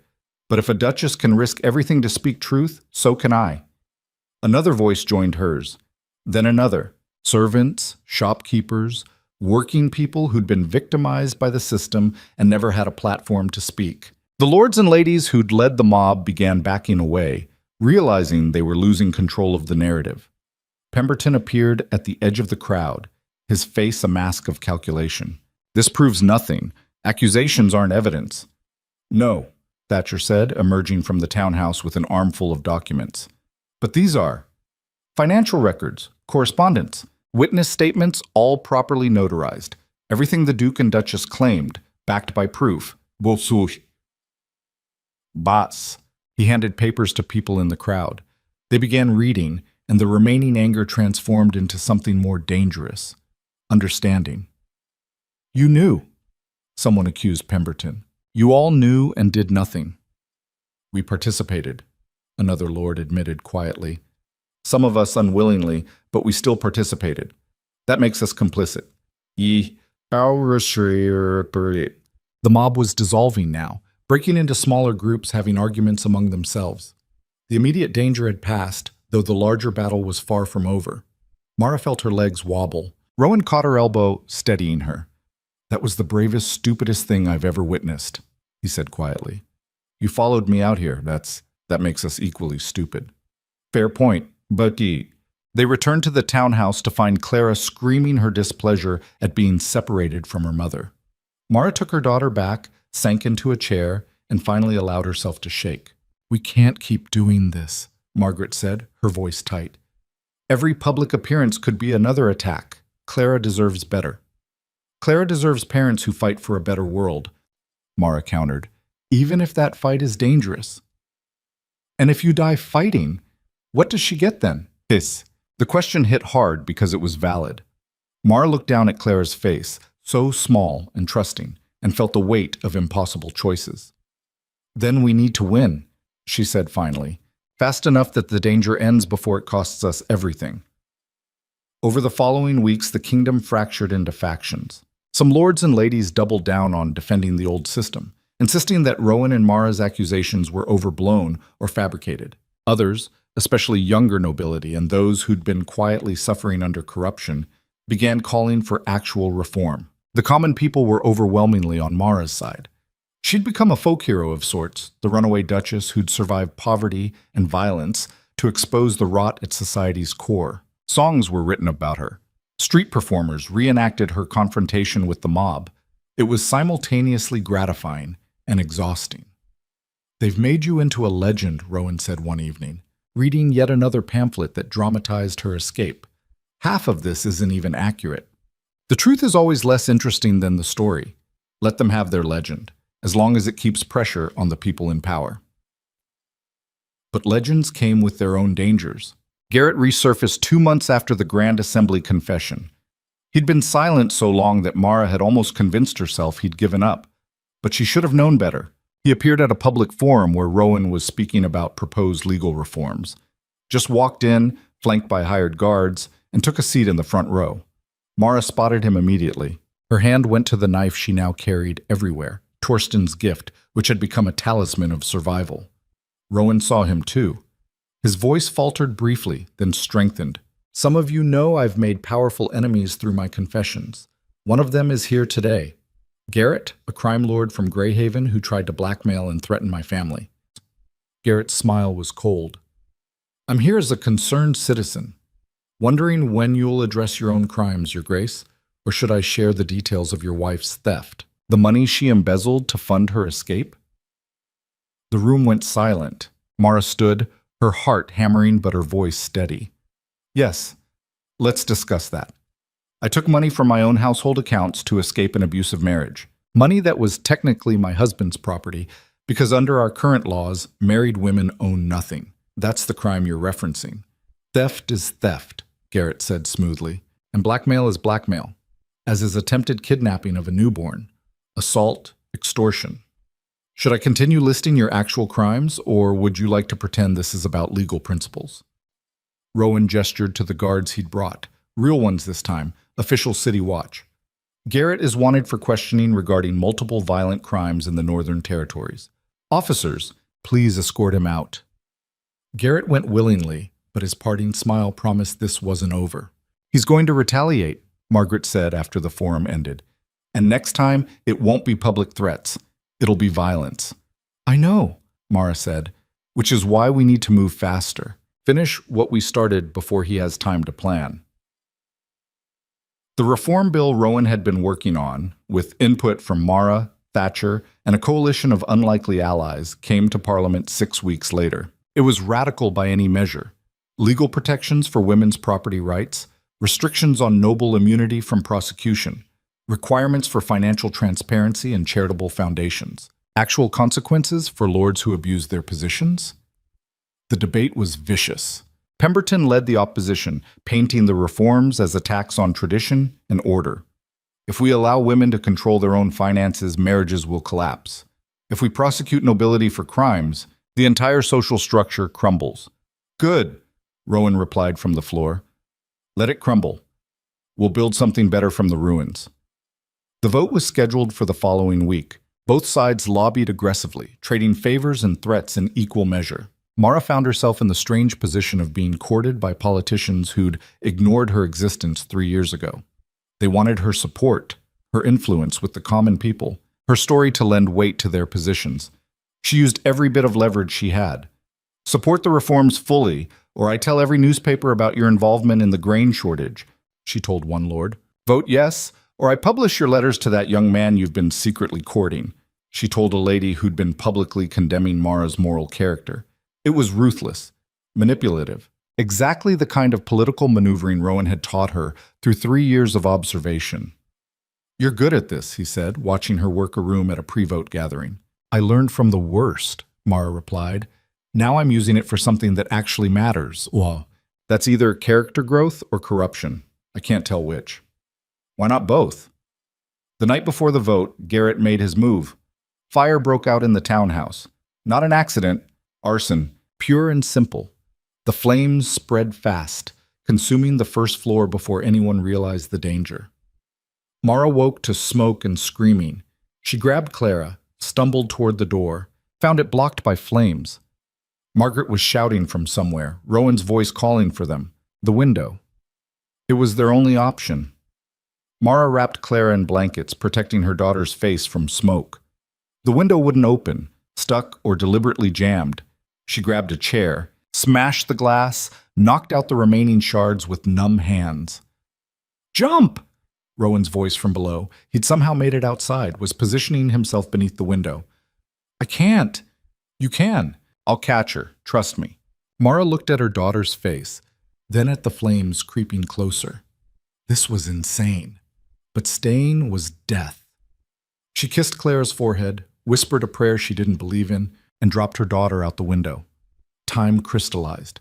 Mara watched Clara fall, watched Rowan's arms open, watched her baby disappear into his grasp. Safe. He had her. She was safe. Then Mara jumped. She hit the ground wrong, felt something in her ankle snap. Pain blazed up her leg, but she was alive. They were all alive. Margaret appeared, dragged from a different window by Thatcher's guards. The building burned behind them, collapsing in on itself with sounds like dying animals. Everything they'd gathered, documents, evidence, the proof that backed their claims, turned to ash. Garrett stepped out of the shadows across the street, his expression satisfied. "Pity about the fire," he called. "I hear it started in the document room. Such carelessness." Rowan handed Clara to Mara, his eyes never leaving Garrett. When he spoke, his voice was soft and absolutely lethal. "You just made a mistake." "Did I? Looks like I destroyed all your evidence. Going to be hard to prove corruption without documentation." "We still have witnesses," Mara said through gritted teeth, her ankles screaming. "Witnesses die. Evidence burns. And I have friends in very high places now." Garrett smiled. "You're finished." But he'd underestimated who was listening. The fire had drawn a crowd, not just onlookers, but common people who'd been following Rowan and Mara's fight. They'd seen Garrett emerge from the shadows, heard him gloat, understood what he'd done. "That's him," someone called. "The bastard who's been working with Pemberton, see." The crowd shifted, and suddenly Garrett was the one surrounded. His guards reached for weapons, but they were outnumbered 20-1.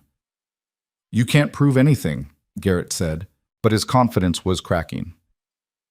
"We don't need to prove it in court," a woman said. "We all saw you. We all heard you. And we'll all testify."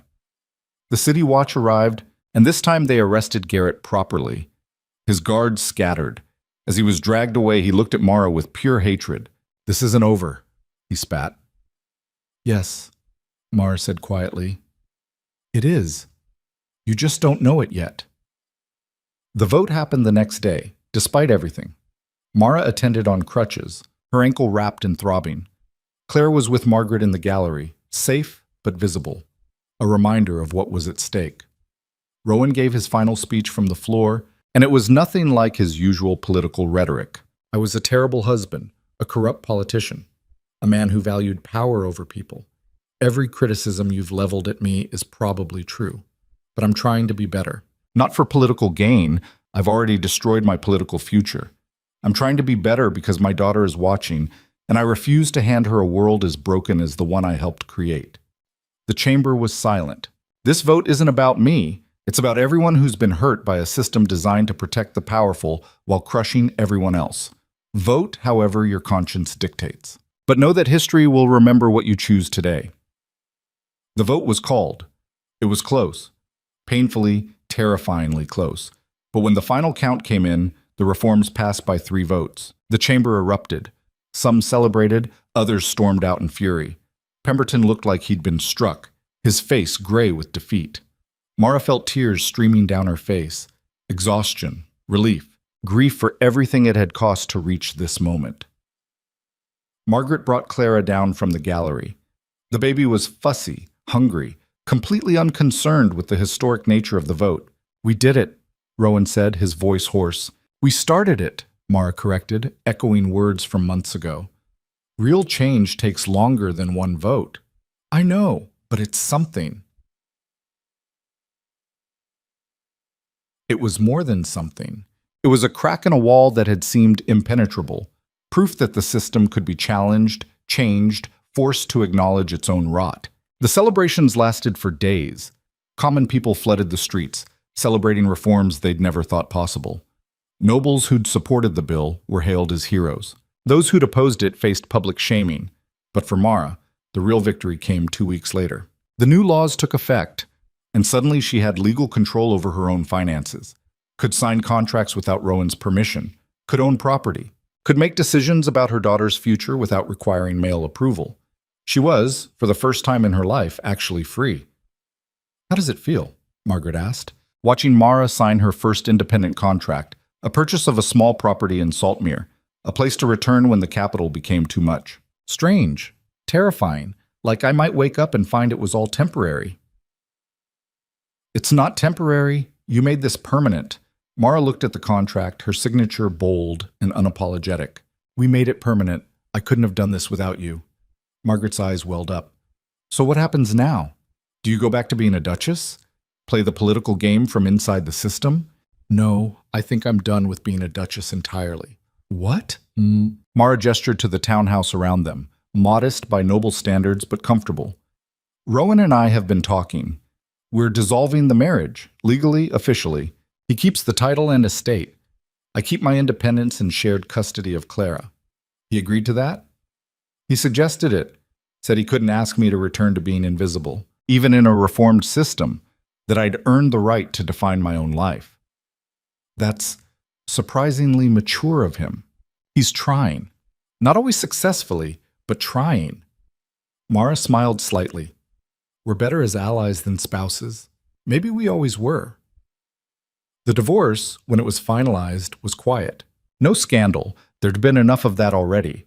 Just 2 people acknowledging that sometimes the bravest thing is admitting when something isn't working and choosing to move forward differently. Rowan threw himself into political work, using his remaining influence to push for further reforms. He visited Clara regularly, was learning to be a father without the expectation of ownership. Mara returned to Saltmere. The village welcomed her back like she'd never left. Torsten offered her work managing the fishing cooperative's accounts. Bess taught her to actually cook. Cal became an unexpected friend, teaching Clara to recognize different types of fish before she could even walk. It was simple, quiet, nothing like the life Mara had been raised to expect. It was perfect. 2 years after the vote, Mara stood on Saltmere's dock watching Clara, now a boisterous toddler, chase seagulls with single-minded determination. "You'll never catch them," Mara called. Clara ignored her, laughing as the birds scattered. Rowan appeared at Mara's elbow, slightly out of breath from the walk from the village. He visited once a month now, had learned to navigate Saltmere without his title as armor. "She's gotten fast," he said. "Terrifyingly so. I can't keep up anymore." They watched their daughter in comfortable silence.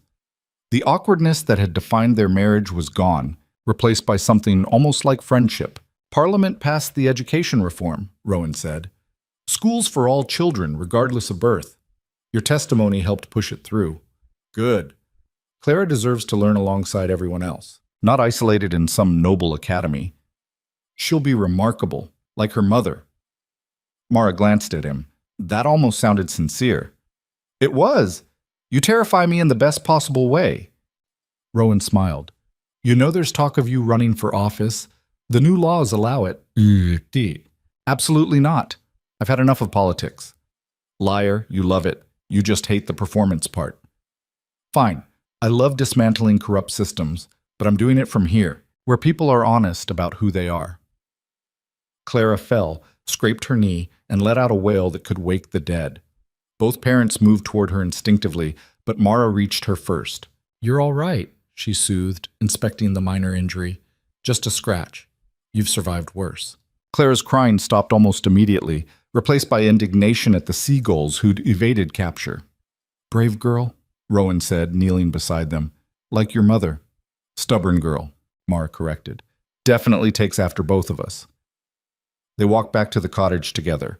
Not a family in the traditional sense, but something equally valuable. People who'd broken apart and rebuilt into something honest. That night, after Rowan had left and Clara was asleep, Mara sat at her small desk and wrote. Not a political manifesto or a memoir, though publishers kept requesting both. Just a letter to her daughter, to be opened when Clara was old enough to understand. "My dearest Clara, by the time you read this, you'll know the story of how you came to be born in a storm, in a fishing village, to parents who were catastrophically bad at being married to each other. But here's what I want you to understand. Being seen is a choice, not a gift. People will try to make you invisible your entire life. Will tell you to be quieter, smaller, more acceptable. Will suggest that survival means accepting whatever they're willing to give you. Don't believe them. I spent 3 years invisible before I realized I could simply leave. It was the hardest, stupidest, bravest thing I ever did. And it taught me that freedom isn't something you're granted. It's something you take. Your father learned that too, in his own way. He had to lose everything to understand what actually mattered. We both did. You're going to make your own mistakes. Choose your own battles. Find your own version of what it means to be seen. And I promise you, whatever you choose, wherever you go, you'll never be invisible to me. You matter. Not because of your name or your inheritance or your potential, just because you exist. Never forget that. All my love, Mother." Mara sealed the letter, tucked it away for safekeeping. Outside, the sea crashed against rocks, constant and indifferent. Inside, her daughter slept peacefully, dreaming of seagulls and adventures yet to come. 5 years after the Grand Assembly confession, Mara stood in that same hall. But this time, she wasn't confessing. She was being honored. The new queen, young, reform-minded, everything the old guard had feared, had created an award for citizens who'd fundamentally changed the kingdom for the better. Mara was the first recipient. "Duchess Alara Vance of Heir," the queen announced, using the title Mara no longer claimed, who became Mara Thorne, who became herself, who showed us that courage isn't the absence of fear, but the refusal to let fear define us. The hall, once filled with people who'd wanted her dead, erupted in applause. Mara walked to the platform, still limping slightly from her ankle injury that had never quite healed right. Clara walked beside her, 7 years old now, wearing a simple dress and looking thoroughly unimpressed by the pageantry. "This is boring," Clara whispered. "I know. We'll leave soon." Mara accepted the award, a medal, some official documentation she'd probably never read, and was expected to give a speech. She looked out at the crowd, saw faces that had changed and faces that hadn't. Saw Rowan in the back, still fighting his own battles in Parliament. Saw Margaret beside him, now his chief political advisor. Saw Thatcher, older but satisfied. Saw common people who'd been allowed into the ceremony for the first time in history. "I don't have a speech prepared," Mara said. "I was never good at those, but I'll tell you what I've learned." The hall quieted. Being invisible is safe. Speaking up is dangerous. Running away feels like failure, and sometimes the only way to survive is to burn down everything you thought you needed. I was a duchess who became a widow, who became a mother, who became myself. Not because I was special, but because I refused to accept that my only options were suffering in silence or dying quietly. Every person in this hall has that same choice, to accept the world as it is, or to fight for what it should be. Neither choice is wrong, but don't let anyone tell you that fighting is impossible. I lived in poverty with a newborn, worked in kitchens until my hands bled, faced down mobs and crime lords and the entire aristocratic system. And I'm still here. Broken in places, stronger in others, but here.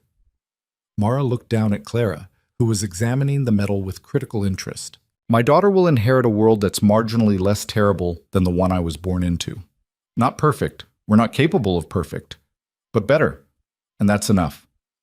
Make it better still. For your daughters, your sons, the people who come after and deserve worlds that see them. That's all I have to say. She walked off the platform to thunderous applause, Clara's hand in hers. Can we go home now? Clara asked. Almost. Your father wants to have dinner first. Do we have to? Yes. Family dinners are important.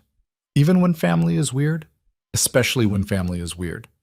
They met Rowan and Margaret at a restaurant, nothing fancy, just a place that served good food and didn't care about titles. Clara entertained herself by arranging bread rolls into complex architectural structures while the adults talked. The education reform is working, Rowan said. Attendance is up 40%. Children from every social class learning together. Good. What about the labor protections? Passing through committee should be law by year's end.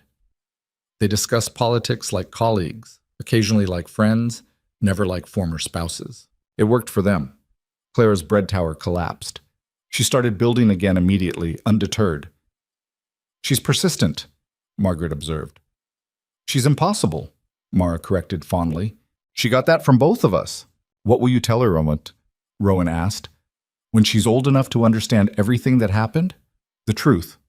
All of it. The good, the terrible, the parts where we both failed spectacularly. Mara smiled.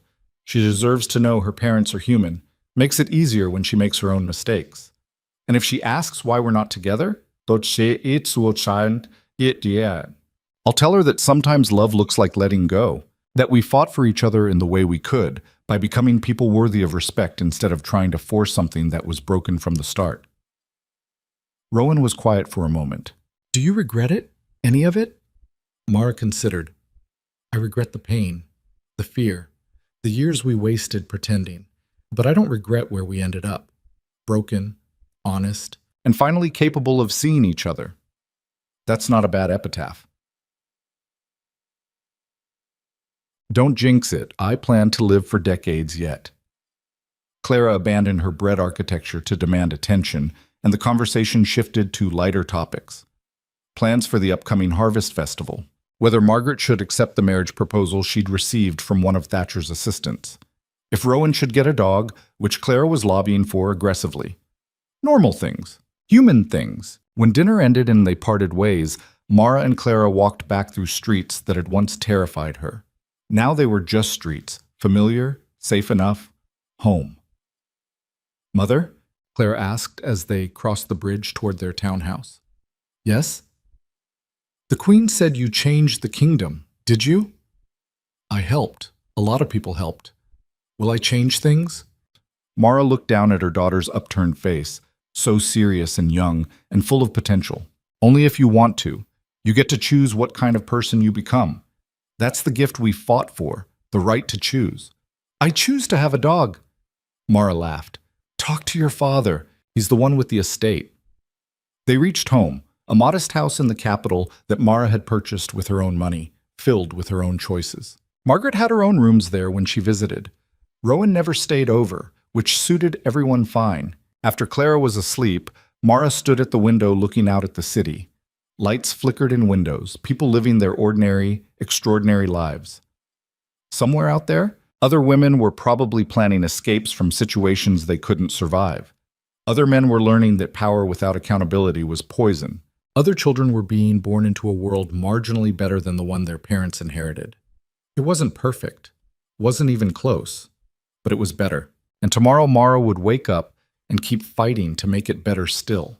Not as a duchess or a legend or a symbol, but as a woman who'd learned that being seen started with seeing yourself clearly. All the titles, all the performances, all the careful constructions of who she was supposed to be, she'd burned them down and found something true underneath. She was Alara. She was Mara. She was mother, reformer, survivor, fighter. She was herself. And that finally was enough.